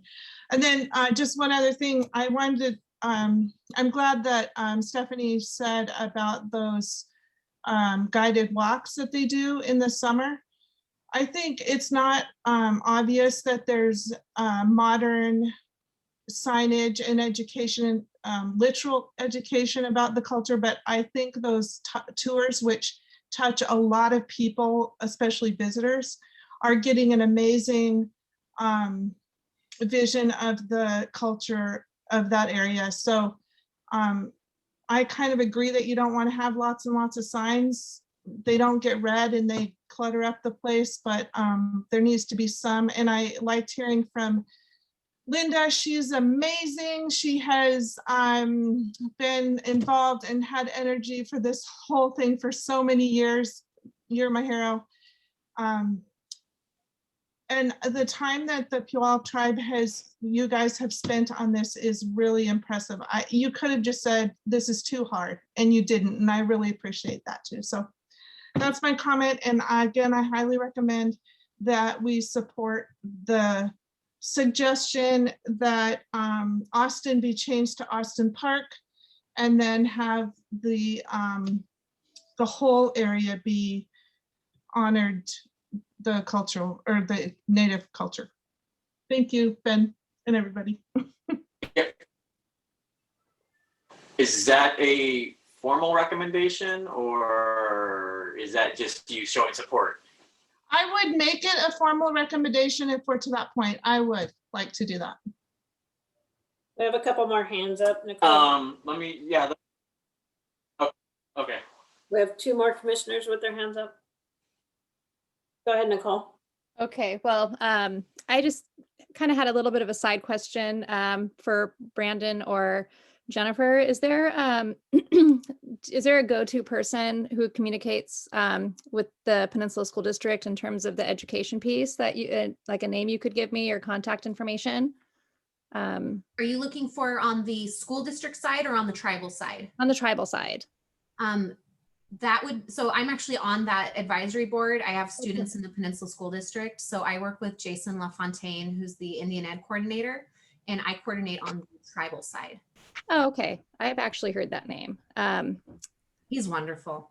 Okay, perfect. I just, my husband teaches Washington State history in the district, so I'm sure he's already somehow in touch there. But I just wanted to make sure that there's, I'm hoping that when all this comes to fruition, there can be some kind of involvement with the school district and the education piece as well. Maybe we'll be out of the pandemic by then, but which would be perfect. Well, and we have a phenomenal educational outreach and historic preservation. Her name is Charlotte Bash, and that's literally her job, is to work with school districts to teach local, accurate tribal history. So I'd love to get you in touch. Perfect. Thank you. And Mary Garber. Sorry, I just wanted to say really quickly that obviously I joined with Roger in the very beginning of being concerned that this wasn't enough, but after having the discussion today and hearing, especially from Jennifer and Ben and Amber, that this is a much bigger step than it may feel like to us. I'm much more supportive of the recommendation and look forward to us going even further.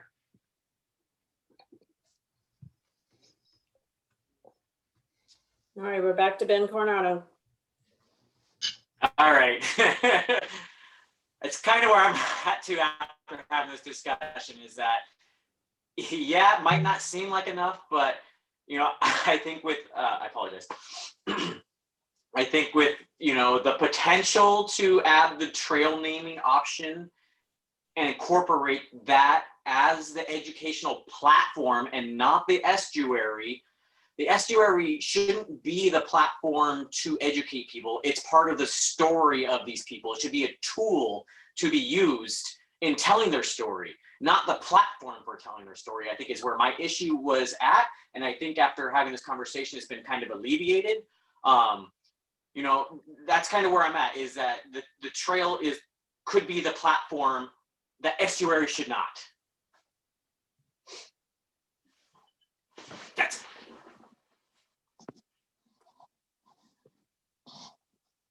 Okay, so is there any other questions, comments, concerns? Anybody? Spencer, you want to pipe in?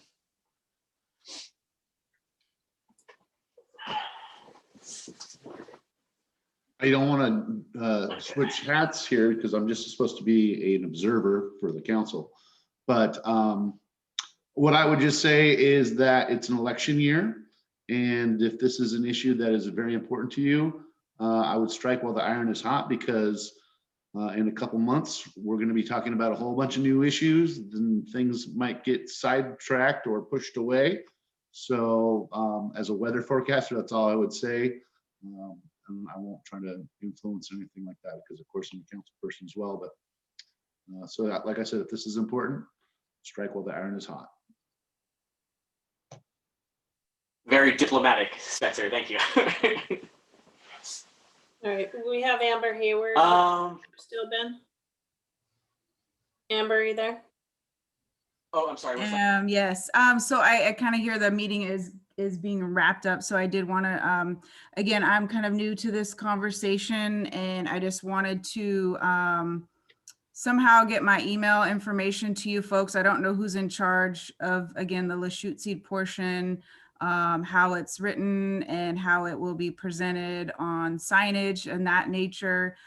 So I would like to be a part of that process. Again, our focus is the Puyallup tribal community. That's who our first and foremost group is. But on these type of things, we would like to very much be involved again, to the level that we can, the capacity that we can. So again, I can't sit here and, promise, a full 40 hours a week on this. I can, help with these couple slides if these are going to be moved forward to a next meeting. I would like to get these fixed up here in our alphabet. So I can pass on my email address to you folks, or maybe Jennifer can connect us all as well. I didn't see a chat option, so I was going to type that in there, but just wanted to share that information. And again, thank you all for having us today. Thank you, Amber. Thank you very much, Amber. Appreciate your participation. It helps. It makes a difference. It's like, hey, we didn't even have the right language of what we were proposing. So thank you for helping be a part of this. Thank you, Amber. And you can pass that on to Jennifer, who can distribute to the ad hoc committee and the park commission too.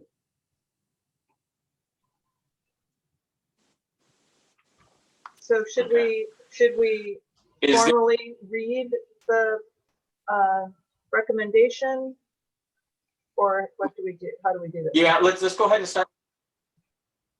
Has one to give, and then we can get a second and open up discussion on the exact recommendation and see if we need to amend that at all. So if anybody has a recommendation to give, feel free.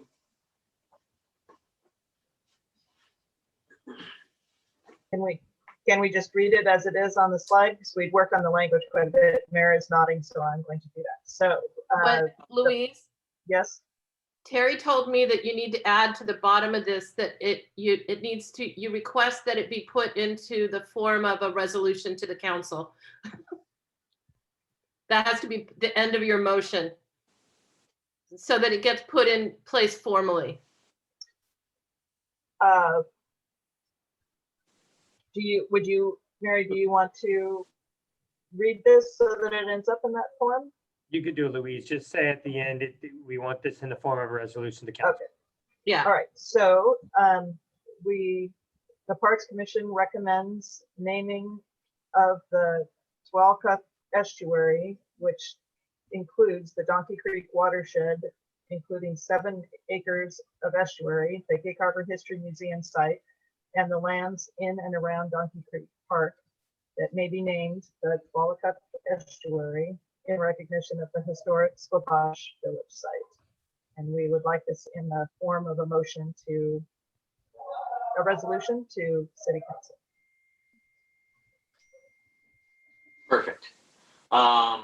Second. Is there a second? I'll second. All right.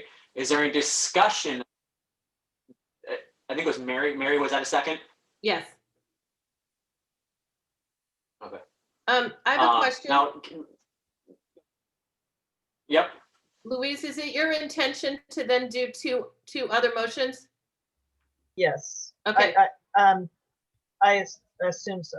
Okay. I just wanted to make sure. In part because I think, and maybe we. Sorry, Ben, you cut out there. Or Terry.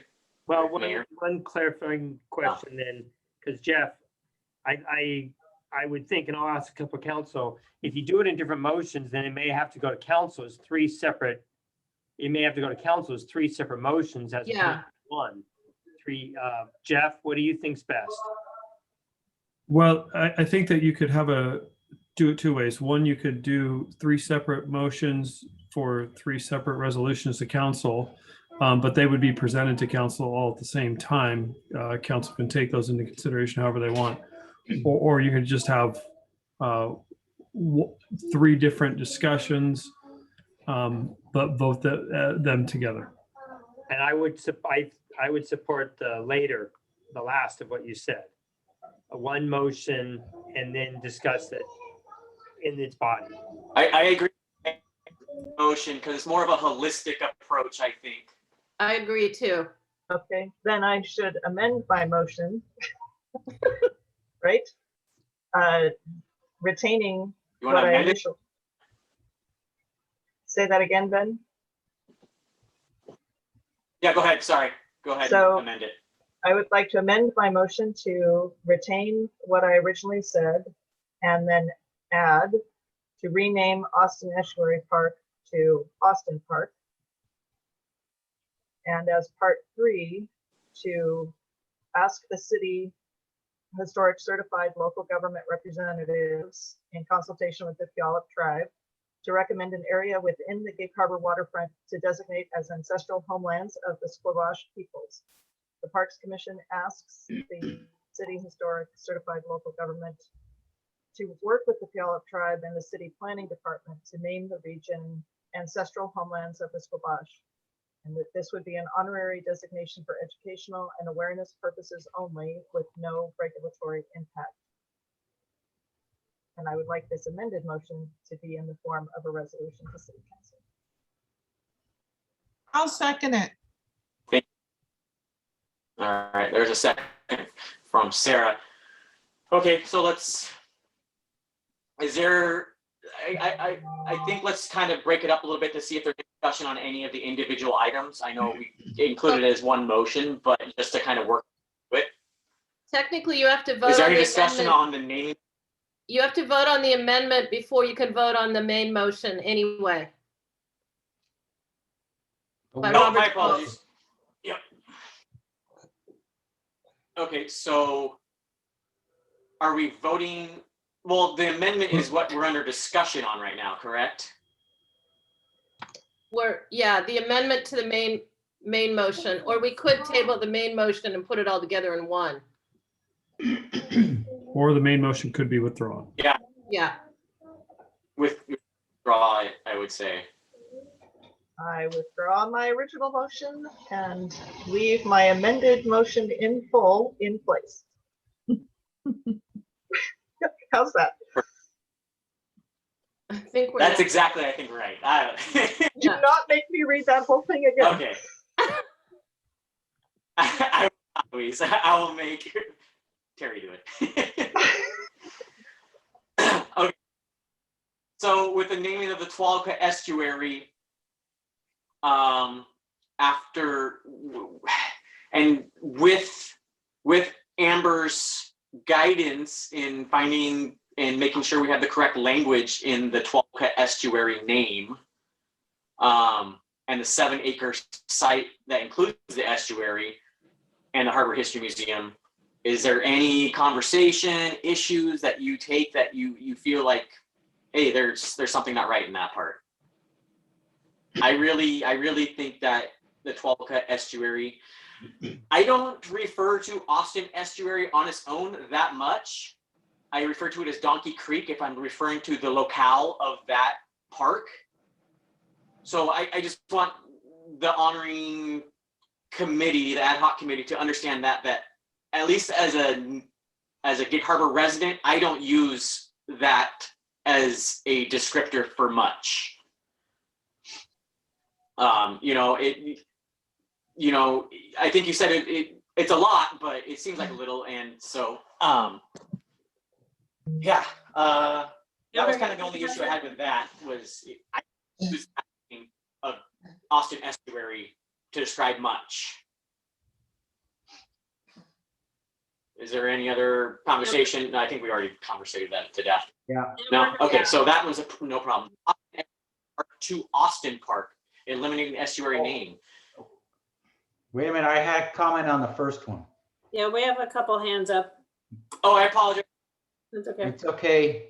Go ahead, Roger. It's a technicality. In the first sentence, it says Donkey Creek Watershed. That's really not a watershed. It's Donkey Creek, or the watershed is the area that feeds the entire, everything that feeds the creek is a watershed.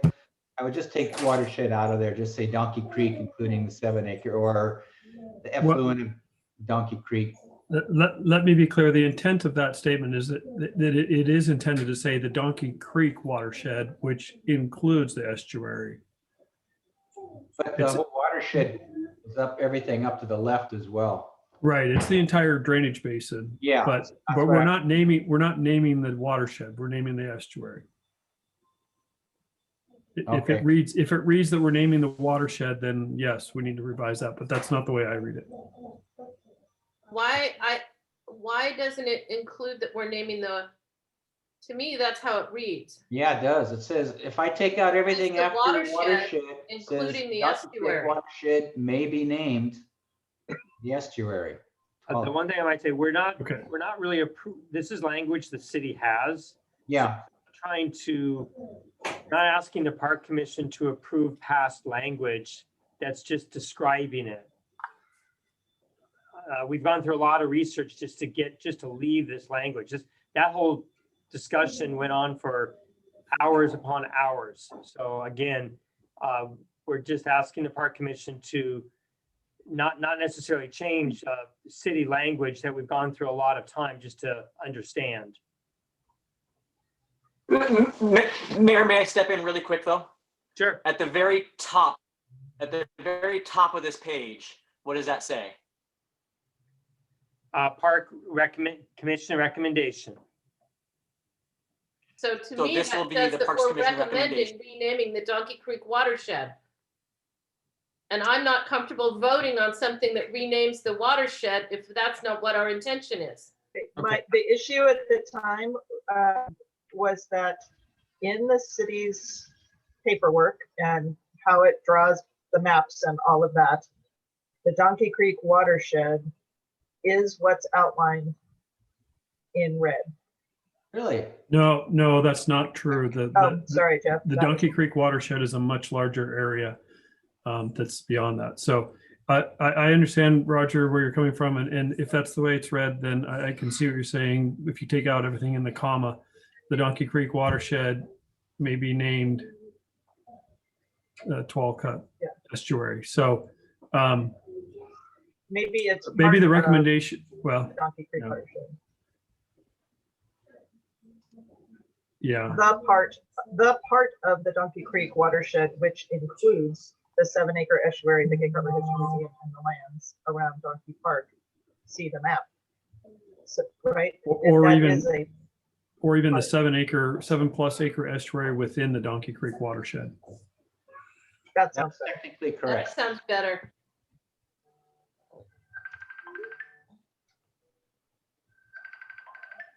Good catch, Roger. I think I'm going to get out of presentation view and back into editing mode. Does anyone object to that? No, that works.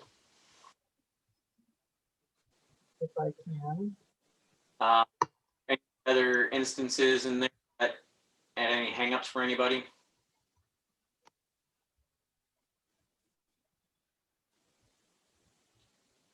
Jeff, No? Okay. Let's move on to the. Could Jeff repeat, now that I'm here, could Jeff repeat what he said?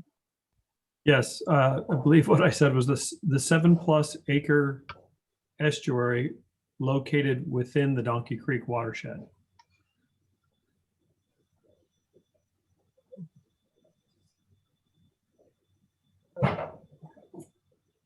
All right, keep talking. I'll fix that. Okay. With the Austin Estuary Park to just Austin Park. I, believe it or not, will let somebody else start if there's any conversation on that.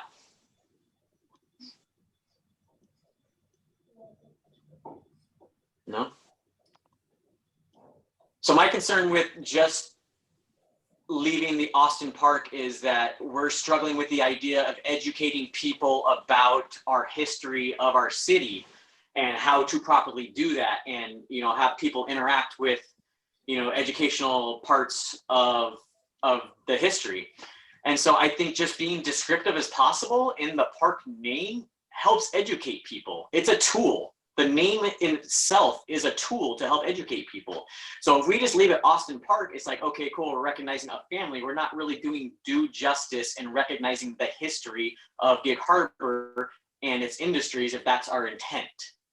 So I think Austin Mill Park makes more sense to me, or something with some lumber industry, significance or language. But I know it was the Austin Mill. So that's, if we can be more descriptive in the name and tell people, like, why is it named Austin Park in the name, then I think that's an opportunity to be had. I know some other commissioners didn't feel as fondly about using the name mill, but I will yield.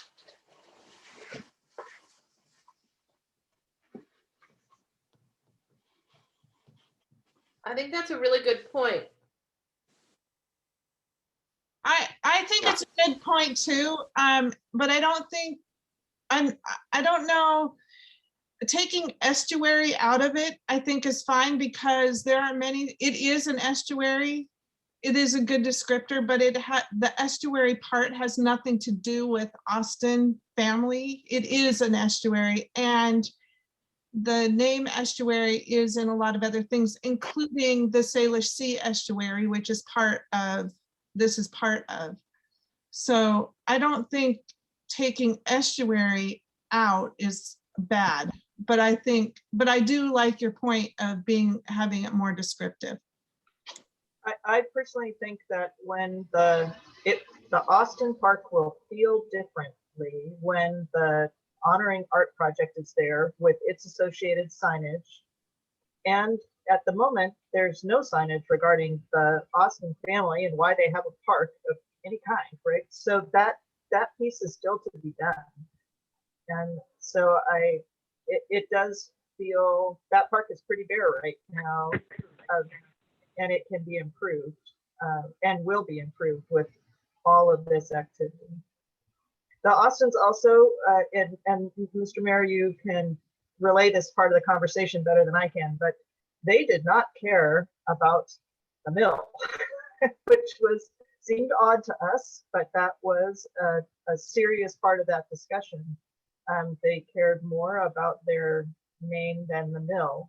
I know, Ben, that you're talking about how do we educate people and is the name descriptive of what we're trying to convey. I would agree. The Austins actually didn't care about any signage about the mill. They told me that many times. They just they didn't care about having any signs. They just didn't want the name removed. But so we still have, that doesn't exclude us from taking the opportunity as the Parks Commission and as the city to provide that robust, layered education about the significance of that place in the harbor history. I would be in favor. Because otherwise, in my eyes, it's just. I will second that. Is there any discussion on that further? I'm sorry, I didn't hear what the motion was. I move that we amend the motion to rename Austin Estuary Park to Austin Mill Park. Just so you know, she wasn't for, you're gonna upset the Austin family. Just so you know, when we were talking about doing Austin Mill District, they were adamant against it. They thought that we were trying to advertise the mill area, and she didn't like it. So if you want to call Mary Beth, you can, but they when I mentioned Austin Mill District, she actually thought it was a little bit sarcastic. So just letting you know what the Austin family said. Thank you, Mayor. Appreciate that. We do. But I mean, if all they really care about is the namesake, then I mean, we're still honoring them. Would you agree or no? I think you're personally, I think you're taking it one step further than it needs to be. And I also think one thing that we've discussed is I think you're putting more, you're adding more recognition to the Austin family than they are asking. And by doing that, you're taking away from the Native Americans, which was the whole point of this. I really think, because then we're going to recognize the lumber industry. We're going to make sure we do that at Donkey Creek. But if you start changing it to Austin Mill, then I think you've defeated part of the purpose of trying to honor what we were here to do to begin with. And they're not asking for that either. So I think you're devaluing the Native Americans and doing something that the Austin family didn't really want. Ben, did that amendment have a second? Yes, it does. I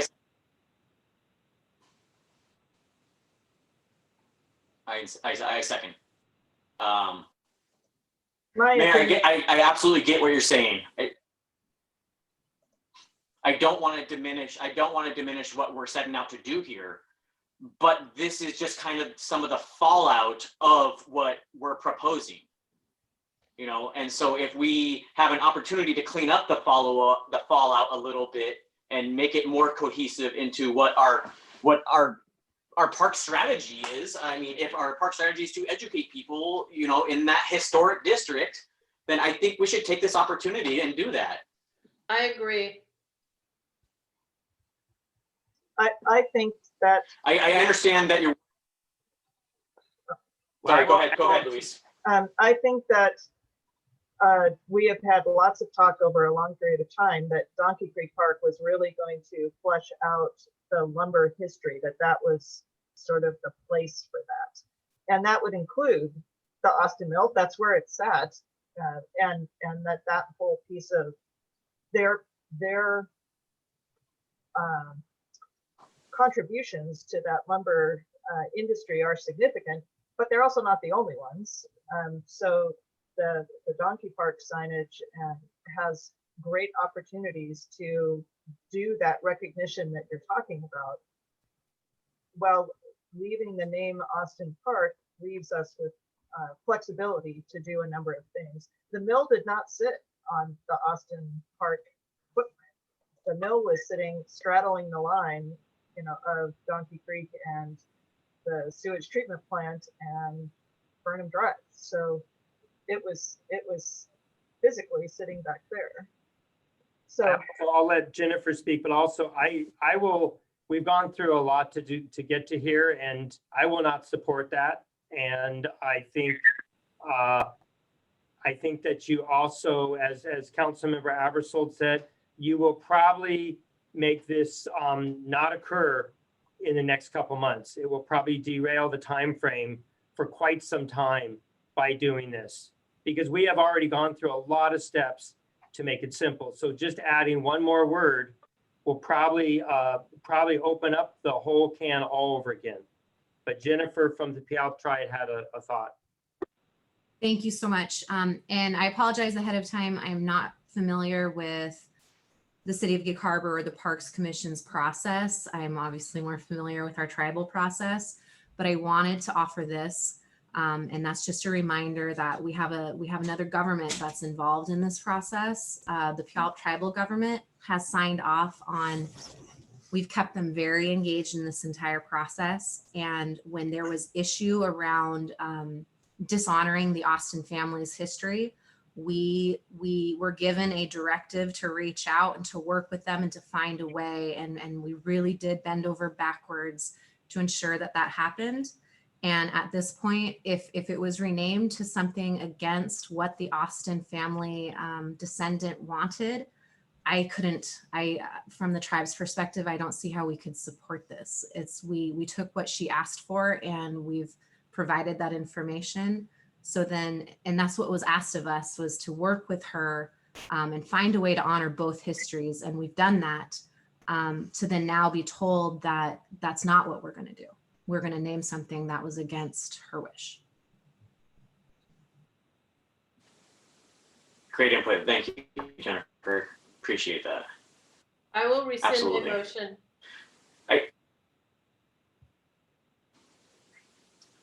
Okay, so any other further discussion on that? I feel like that's a missed opportunity then. I do too. I'm just gonna say it. I mean, it's just another park named after a white person. I'm gonna say it.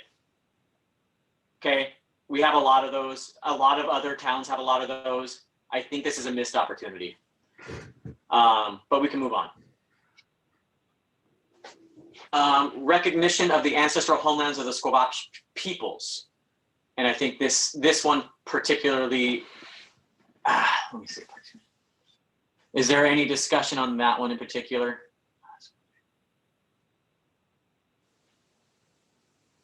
What I guess the So, other thing I want to say here is Jennifer, that this is a longer process.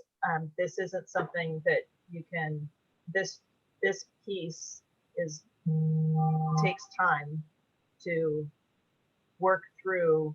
It's not really a parks thing, right? It becomes, this is the Parks Commission recommending to the city to begin work within the tribe and the city planning department and the CLG to come up with this piece. But after all that we learned, we thought it was important. Right. So this is sort of a handoff and not really a parks initiative per se, but would be part of the recommendation. Right, more or less to show support of moving this forward through another department. Yeah. Right, and I'm glad It's showing Louise up. pointed Support of. that out, because we started this last March with wanting, when we were working on the honorary sculpture, I brought this up to the council and the tribe. So this was any major change like that, it's going to have to go through all the vetting with the ad hoc committee, which came to you as support, and go through all the steps again. If there's major changes like that, it'll have to go back through all the steps. Yep, that's part of the public process, Mayor. Right, Appreciate but as that. Louise pointed out, we're asking for a recommendation, but not necessarily to change the work that the ad hoc group had done, because we'll have to go back out Right, to you the just- public. I know, I get that, and you already had to do that once. I get that. You just want a rubber stamp. No, I'm not asking for so, just a rubber you know, stamp. Well, that's what it certainly seems like. Yeah, you are asking for a rubber stamp because everything that we have raised as a question or a concern is going to cause more work. So you are asking for a rubber stamp. I'm sorry, I'm sorry that I came across that way. What I meant was, if you're gonna ask for like a different name of it, we'd have to go back to the ad hoc committee and we'd have to repost it at the site and go through the process again. I wasn't asking for a rubber stamp, so I'm sorry that you felt that way.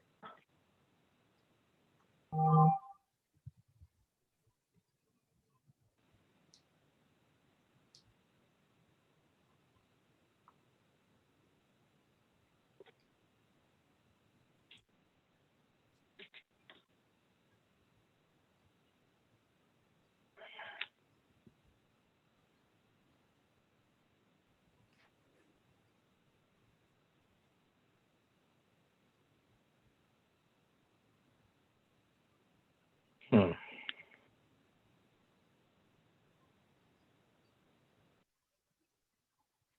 mean, Ben, are you really at a place where you don't want to make any recommendation at all? The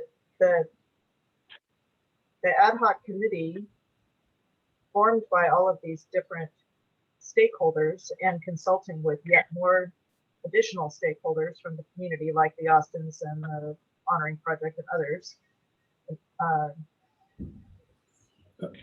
have really tried to work through all of this. I sort of am taken aback by the notion of that this is a rubber stamp thing. It is a presentation of all that we've come to after literally months of work on this. And I want to say two things. First of all, regardless of if the Parks Commission doesn't make a recommendation on this, it's still going to go forward to the full council. And this is the third time that it was presented in December, it was discussed and material was provided in January, and then it's been presented here in February. So this is the third touch that it's been on the Parks Commission's agenda. I'd like to call the question. think we may have lost Ben Coronado. I don't see him online anymore.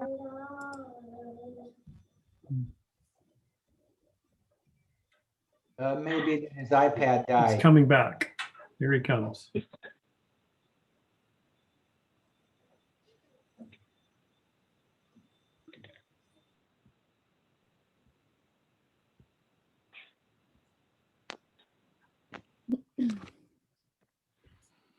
So do we All right. have a motion on the table right now still? I called the question, so we have to vote on whether or not we're going to vote. There could be no more discussion until we vote on whether or not we're going to vote on it. Correct. I'm sorry, can you repeat the motion? I am back. Do you mind repeating the motion? I called the question. That means we have to vote on whether or not we're ready to vote. Is it on all? Okay.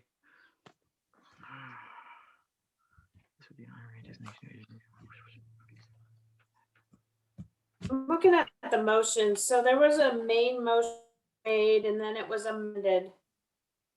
And the main motion was withdrawn. It went back to the amended motion.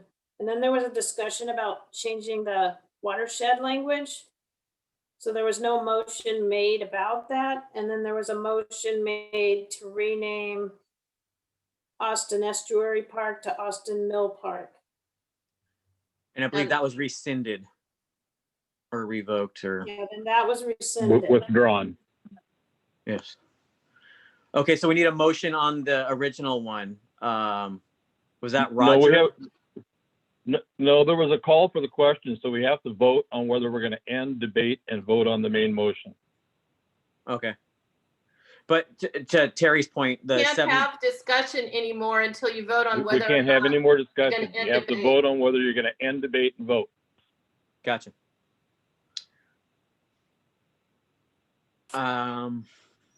And that's with no. So no, No all other- you're voting on, Ben, it's all in favor of ending debate. Say aye. Yep. Well, Gotcha. I'm sorry, but then what's the next step? So we end debate and then what? Then you Vote have on the to go motion. immediately to the vote. Yep. And the vote is for the recommendation as essentially listed on the screen. Yeah. Correct. Okay, thank you for the clarification. It wasn't Okay. amended to change the language, though. The original motion Yeah. had the watershed language. Nobody made a motion to amend it. Would you like a motion to amend that language? No, we have to vote have- on we whether have we're to going to vote end on- debate. We okay. can have no more discussion. All Okay, right. so let's vote on the debate. Yeah. All in favor of continuing debate, say aye. Nope. All in favor, it has to be in, you have to vote as what, that you're going to stop debate. I debate. means you're stopping debate. Gotcha. All in favor Correct. of stopping debate, say aye. Aye. Aye. Aye. Aye. All opposed? Opposed? Opposed. All right, the ayes have it. Okay. So I guess, okay, so that's taken care of. Can we go back and amend the language or, properly get the motions for the estuary language or the watershed language? I think Do that. technically now we have to vote down the one that's on the table and then we come back with the new one. Gotcha. Okay, so all in favor of the Parks Commission recommendation as written, all in favor as written, say aye. And Aye. okay. And all opposed, say aye to kill this current motion. Say aye. Aye.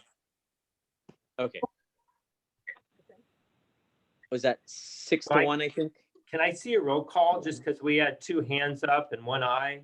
So Yeah, sure. One sec, Mayor. Okay, starting with a roll call vote. Ben Lawrence. Aye or no, Okay, Ben? so what's the question? What's the question? As far as where were we at? It was killing the original motion. As written. With the old language, right? Yeah. Yeah. Yes. So Oh, It was whether or not you were, the motion, original motion was to move forward with the original language. Right. So Right. the vote The is, original language. so the yes would be moving forward with the original language, and no would be not moving forward with the original language. Thank you. I voted yes to move forward with the original language. Thank you, Ben. Luis, Tiemann. I'm going to vote yes to move forward with the original language as well. Perfect. Mary Barber, No. Nicole Hicks, I voted yes, but I misunderstood. So now hearing this the second said it again, I'm saying no. okay. Roger Henderson, No. okay. Sarah McDaniel, I'm the same. I voted yes, but we're voting, I think I'm still confused. The original language was the watershed, right? We're saying, so no to the watershed. Right, but yeah, I'm voting yes to this language that I can see right now. Well, you're not I think voting that- on that yet. So We're right not- now you're a no. Okay, yeah, I think that's where the confusion is that the I'm language very was. confused. Yeah, I'm sorry. I'm sorry, Sarah. I'm confused too. Okay. And then myself, I'll vote no. Okay, so as written, the recommendation is So now the it's killed. recommendation as originally written failed. Right, and so now we have to make a second new recommendation with. motion as presented on the screen. Sure. Who wants to? Mary, you want to make that recommendation as this written on the screen? I move. Since We we're- have to read it all again. That's why I didn't make Luis do it. And Jeff, are we satisfied with how it reads now? No, it's not Okay. complete.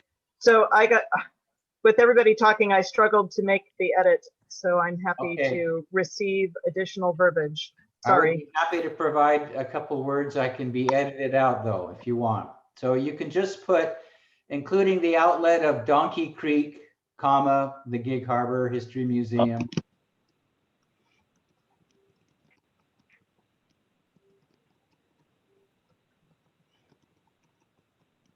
That's it. And I Jeff, are want to you okay with that? Yeah, Jeff, Jeff is important here because this has to do with how it is referred to in the city. Yes, I think that's fine. That outlet is, it's an understanding of what an outlet is. It's not the term I would use, but it's a fine term to use. Do you have a better one? I would say the mouth of. That's all right. Put that down. The mouth of, I like that better. This is why we have committees. Yeah. You could say the outwash. Ew. Knock it off, Mary. Okay, looks good. Would it? Okay. I know. I have one thing here, excuse me, that's important, I think, that it doesn't say that we didn't consider.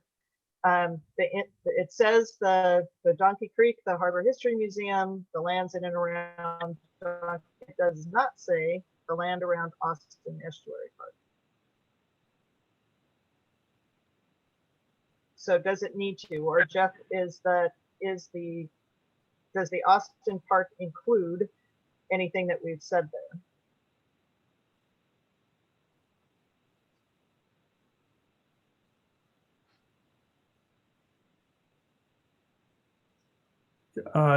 Yeah, you're right. It doesn't, but that's hard to say because it also doesn't say all the specific parcel. I mean, it doesn't list parcel numbers, and so you're not talking about the Gig Harbor Automotive. You're not talking about the other building that sits there that used to be the old Penn Light headquarters. So it's not all encompassing by listing that, but I think it's enough. It says see draft map. I mean, that's I think we're kind of covered because of that. Yeah. All right, I'm happy with that, but it doesn't say it, so I'm asking before we sign it into. You could even add see red boundary on draft map, and it's very clear. Also good idea. If you wanted to, and I think we're covered. And would it be possible to add some recommendatory language to work with the Lachute Seed language professionals on these names, since clearly there's an issue with the names and, you know, making sure they're historically correct? Sure, if you can give me an extra 2 inches worth of typing space. Do we need to put that in the motion? I don't think that's needed in the motion or the resolution. Otherwise, we end up with signs that don't that aren't consistent with. Otherwise, we end up with signs that we have to take down 8 years later, is what I'm saying. Nobody wants that. And of course, But that's where we're at. Well, and that's literally my role here. And I will preface the previous conversation. We reached out, the tribe has faced a lot of furloughs with the closing of casinos, and we are really struggling to get back on track. What happened is language was consulted back in August about this. We weren't able to get an actual answer from them until 2 days ago. So I know, and I apologize that this seems very rushed with the spelling. Brandon and I, again, I'm land use planner and he's a historian. So we've done our best to get as accurate of spelling as humanly possible in the short amount of time we did. We both have full-time jobs. We both have multiple children. This was the best we could do for today. But we are in touch with Amber and Zeke, our language professionals, and they are very much so engaged and willing to get us that accurate information by our next meeting. And I guess to me, it seems like in the recommendation, it says, you know, in consultation with the Puyallup tribe. And I think that to me, that covers, and Jennifer's going like this, it covers everything. It's kind of, it's up to the city to involve whomever in the city needs to be involved, just like it's up to whomever at the Puyallup tribe to involve the correct people. I think we could wordsmith this till midnight if we wanted to. Okay. Oh, yes, we could. It's not what I would recommend.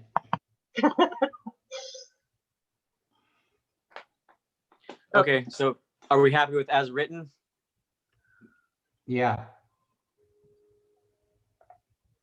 So do we have to read it again then? I like the look on your face, Ben. Okay, I move that the Parks Commission recommend to City Council the naming of Tuwalkuth Estuary, including the 7+ acre estuary that includes the mouth of Donkey Creek, the Gig Harbor History Museum site, and the lands in and around Donkey Creek Park, parentheses, see red boundary on map, end of parentheses, may be named Tuwalkuth Estuary in recognition of the historic Squabash Village site. Rename, and then second, rename Austin Estuary Park to Austin Park. Third, in recognition of the ancestral homelands of the Squabash peoples, the Parks Commission asks the City Historic Certified Local Government Representatives in consultation with the Puyallup tribe to recommend an area within the Gig Harbor waterfront to designate as ancestral homelands of the Squabash peoples. The Parks Commission asks the CLGs to work with the Puyallup tribe and the City Planning Department to name the region, quote, ancestral homelands of the Squabash, end quote. This would be an honorary designation for educational and awareness purposes only, with no regulatory impact. And I ask that this be placed into a resolution format for presentation to council.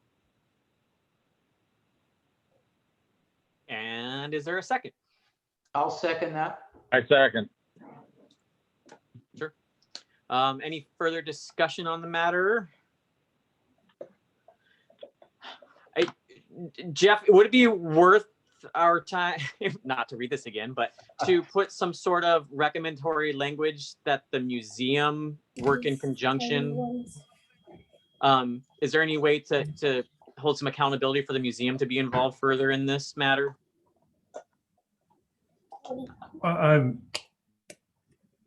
No.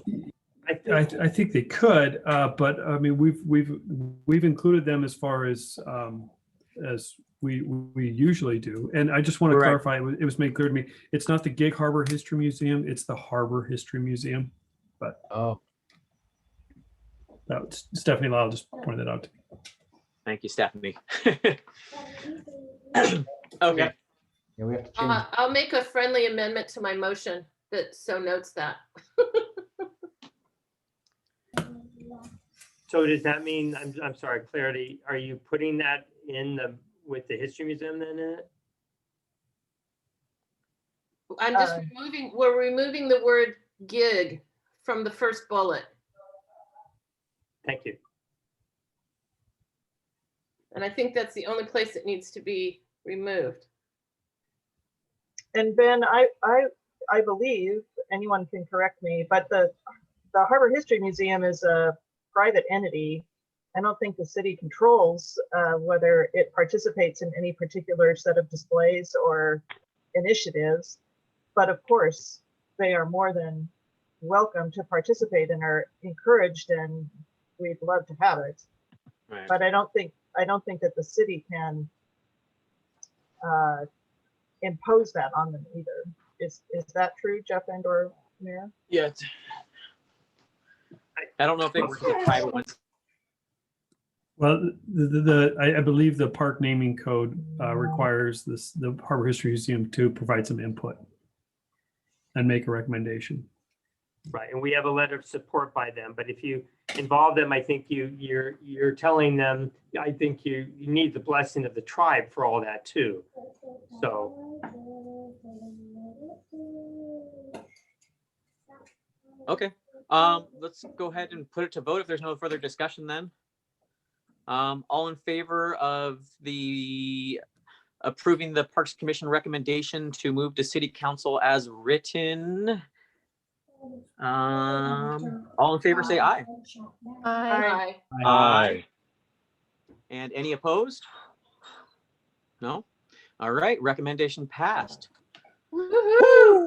That was a doozy. Thank you so much, everybody. Well, we do want to thank you very much. I do want to make it clear, if we had wanted you to rubber stamp it, we would have not taken your recommendation 2 months ago to go back out, to reach out to the Austin family and to go to different parcel owners, which is what you asked us to do. And so we actually did that. And as a result of your recommendation, we actually came up with a better approach that had community support. So just wanted that clear. You know what, Mayor, you're absolutely right. You're absolutely right. You guys did, and you did exactly what we asked of you, and you're absolutely right. And I apologize for that insinuation. Thank you. Yeah. Thank you very much. Thank you, everybody, for being a part of this. This is actually going to turn out to be a really, really great product because of all the great participation we've had. So because of, having it go through the public process and having it, be kicked back and come back and forth, it's really turning into a great product. And I'm really excited for it. And it's a really special way to honor the tribe and the original people. So thank you for all your hard work on this. I know you guys put in hours and hours and hours of meetings and conversations and, reading stuff. So thank you so much. I know this was a big undertaking. Thank you very much. Thank you for your support. Thank you. This is exciting. Thank you. Greatly appreciate it. Yeah. Okay. Move to adjourn. Okay, we do have two things left on our agenda, I think. Yep. But Bye. Run, Jennifer, run. I'm going home. Good night, Brandon. Good night, Brandon. Thank you for taking part of this. Mr. Mayor. And I apologize. I'm on my phone now, so I don't have easy access to my agenda. The Parks Appreciation Day, Pandemic Aware, is the next agenda. Yeah, I was just going to provide a quick recommendation on this. We've talked a little bit loosely on the staffing level, and because the governor's order isn't likely to be lifted to provide a larger gathering, more people by the time the usual Parks Appreciation Week comes around at the end of April. One option might be just to, and I know the Parks Missions discussed this as an option for, but it's just to move it into fall. And because the two times that there's the greatest need for volunteers is in the springtime and in the fall time. So that was going to be my recommendation, is just, and hopefully by then we can get into whatever phase allows us to gather in larger groups, which might be phase 3. And that was one That's thing a that I good was idea. thinking, Jeff, as well. And the other thought would be that if there was anything that needed to happen in the spring, that what has been identified, we could put it out to, is there a family that wants to take on spreading bark in this area or pulling weeds, that kind of thing. But it seems like it might just be easier to wait till fall. And Jeff's nodding, so. Yeah. I'm bad at that. I just jump in. And I'm not raising my hand. I apologize. We can't hear you at all now, Ben. Mary. Now we can. I'm really having internet issues. Is there any way you can finish the meeting? Sure. All right. I apologize to everybody. I apologize about the internet issue. Well, I'd like to talk It about happens. Ben then for a few minutes. I will still be here, but my internet's in and out, so I'll just put myself on mute. Go on, Mary, please. Okay, so I guess Jeff, I guess that was, to me, that was the only other option, was that if we had individual projects, and I leave that up to you. Because from a workload standpoint, I think it might be better for you guys to wait till fall also when we have a parks manager. I agree. Okay, And it also involves our shop staff to organize those and bring materials in. So they'd have to do them all individually. yeah. Does anybody have any I quarrel think the with fall will that? work just fine. No, it's Fall will fine. be good. All right. So now we're moving to the inventory of parks facilities discussion update for the 2022 pros plan. And I don't remember who that was. Well, I think I was probably supposed to upload the survey form and I did not. Sorry. So we will move that to the March agenda. Terry, I will get that to you like tomorrow. If you can get that to me, then I can upload it to OneDrive and see if that's a possibility for sharing.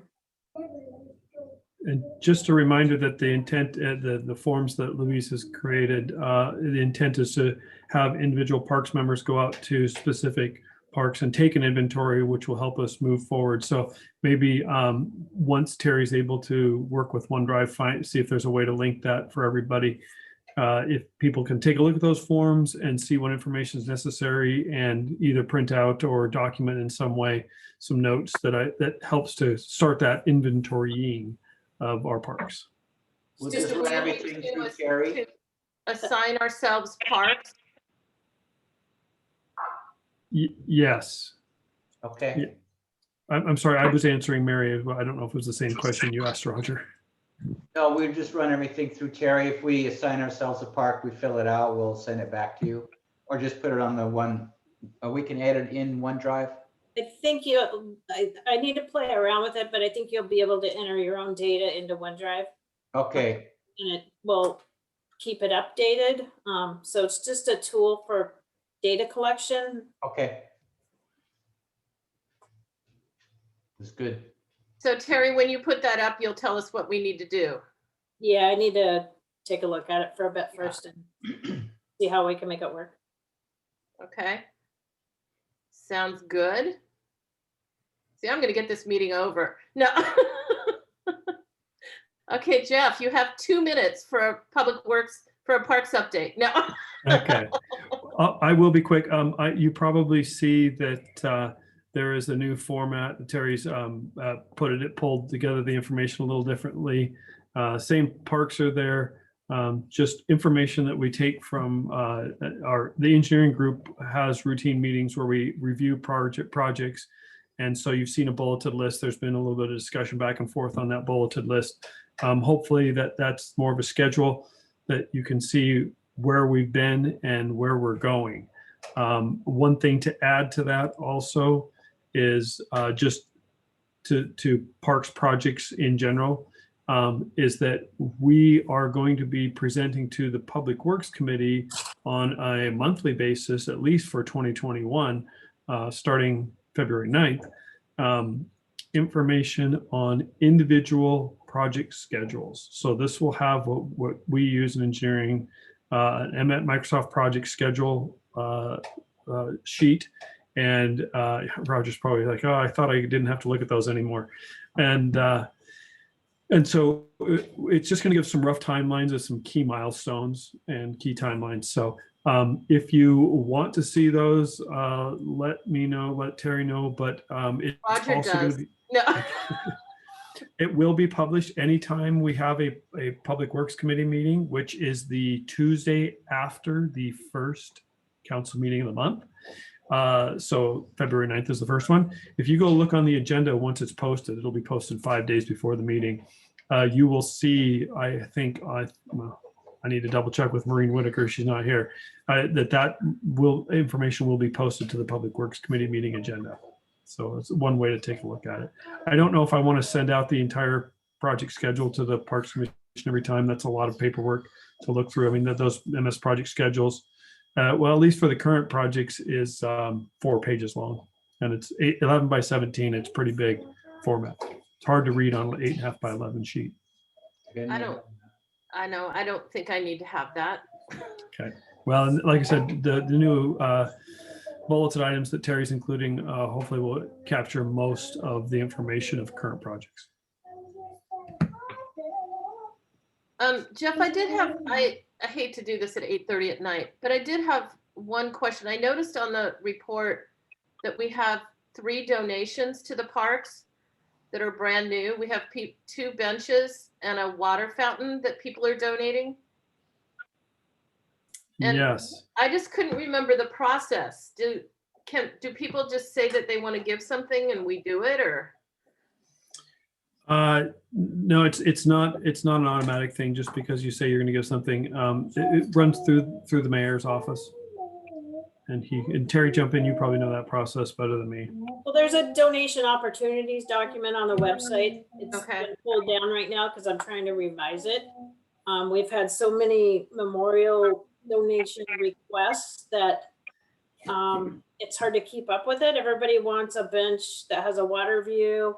So it's become a little bit hard to manage, but it really goes through the mayor's office, and I just help coordinate it and make sure the locations are approved through the mayor and through the shop.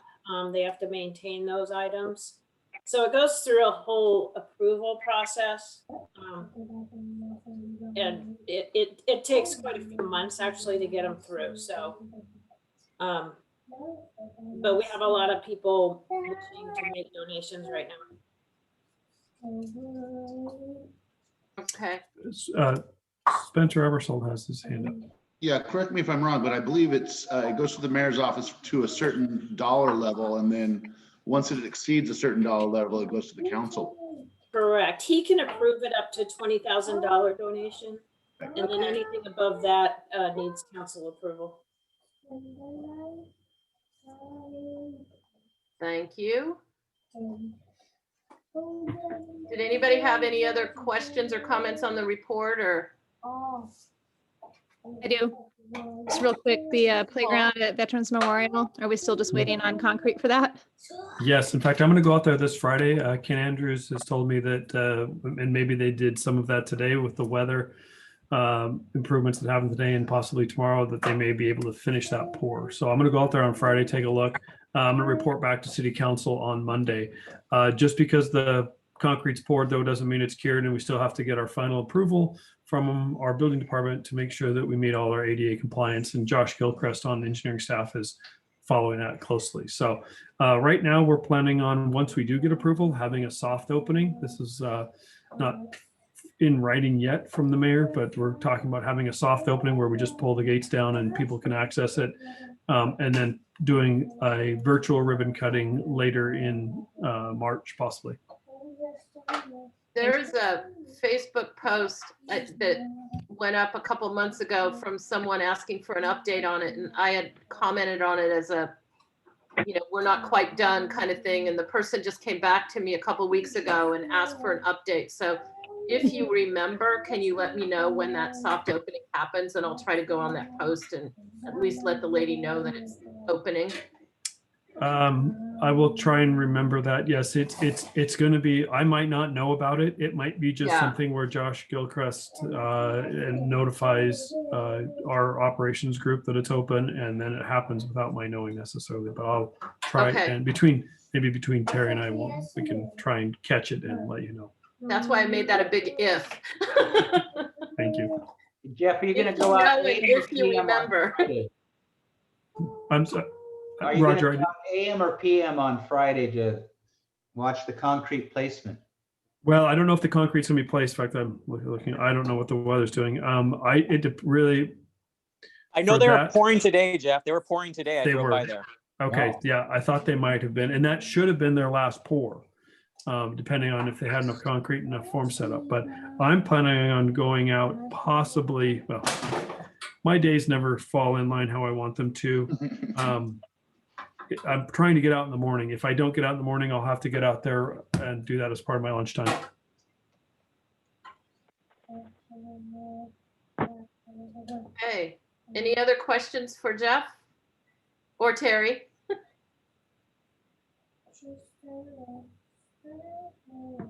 Okay. Do we have any committee reports? I guess I could do mine real quick. The subcommittee for the leaf line trails. I've been in brief contact. They were out for quite some time, but I'm going to be attending their first meeting on the 25th of February, Zoom meeting. So I'll have a little bit more idea of what they're looking at. And Ben and I are discussing also on the signage etiquette for the Cushman Trail. We're throwing back back and forth passable signs that we could put up. It's actually harder to find than we thought.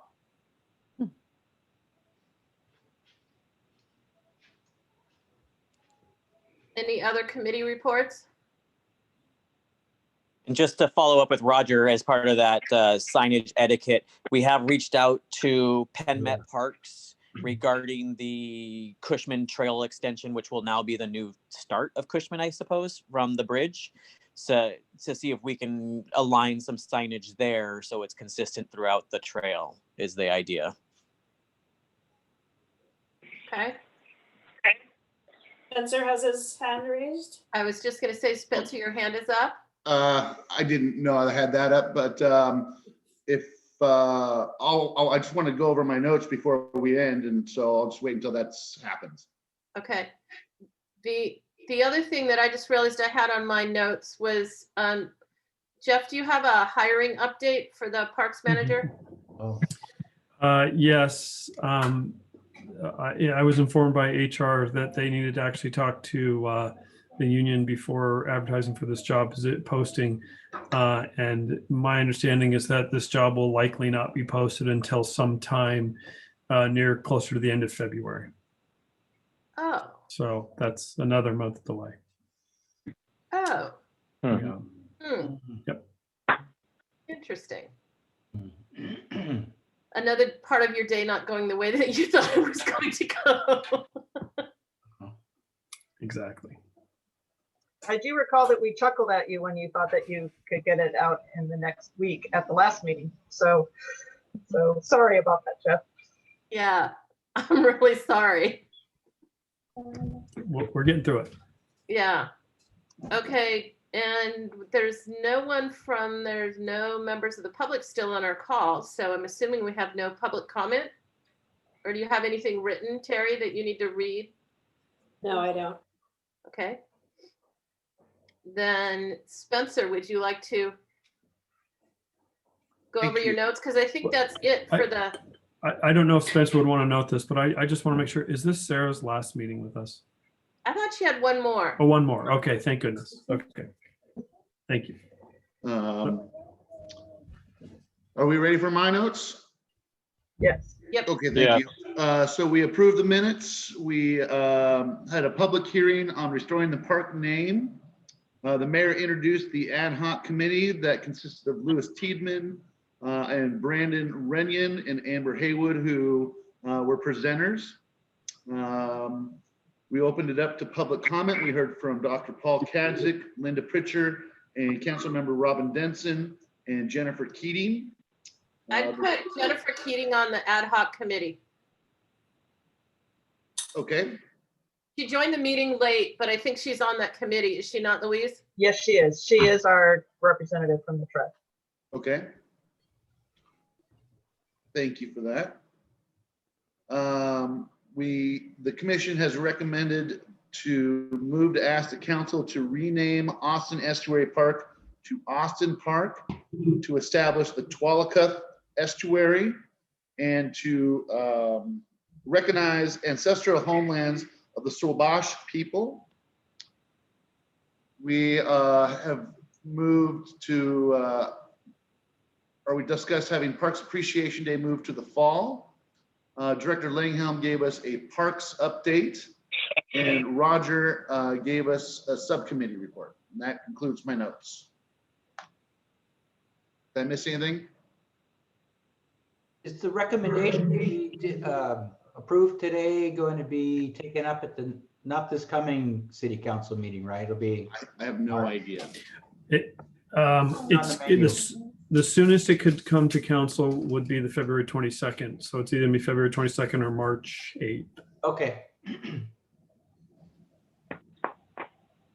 Move to adjourn. Do I have a second?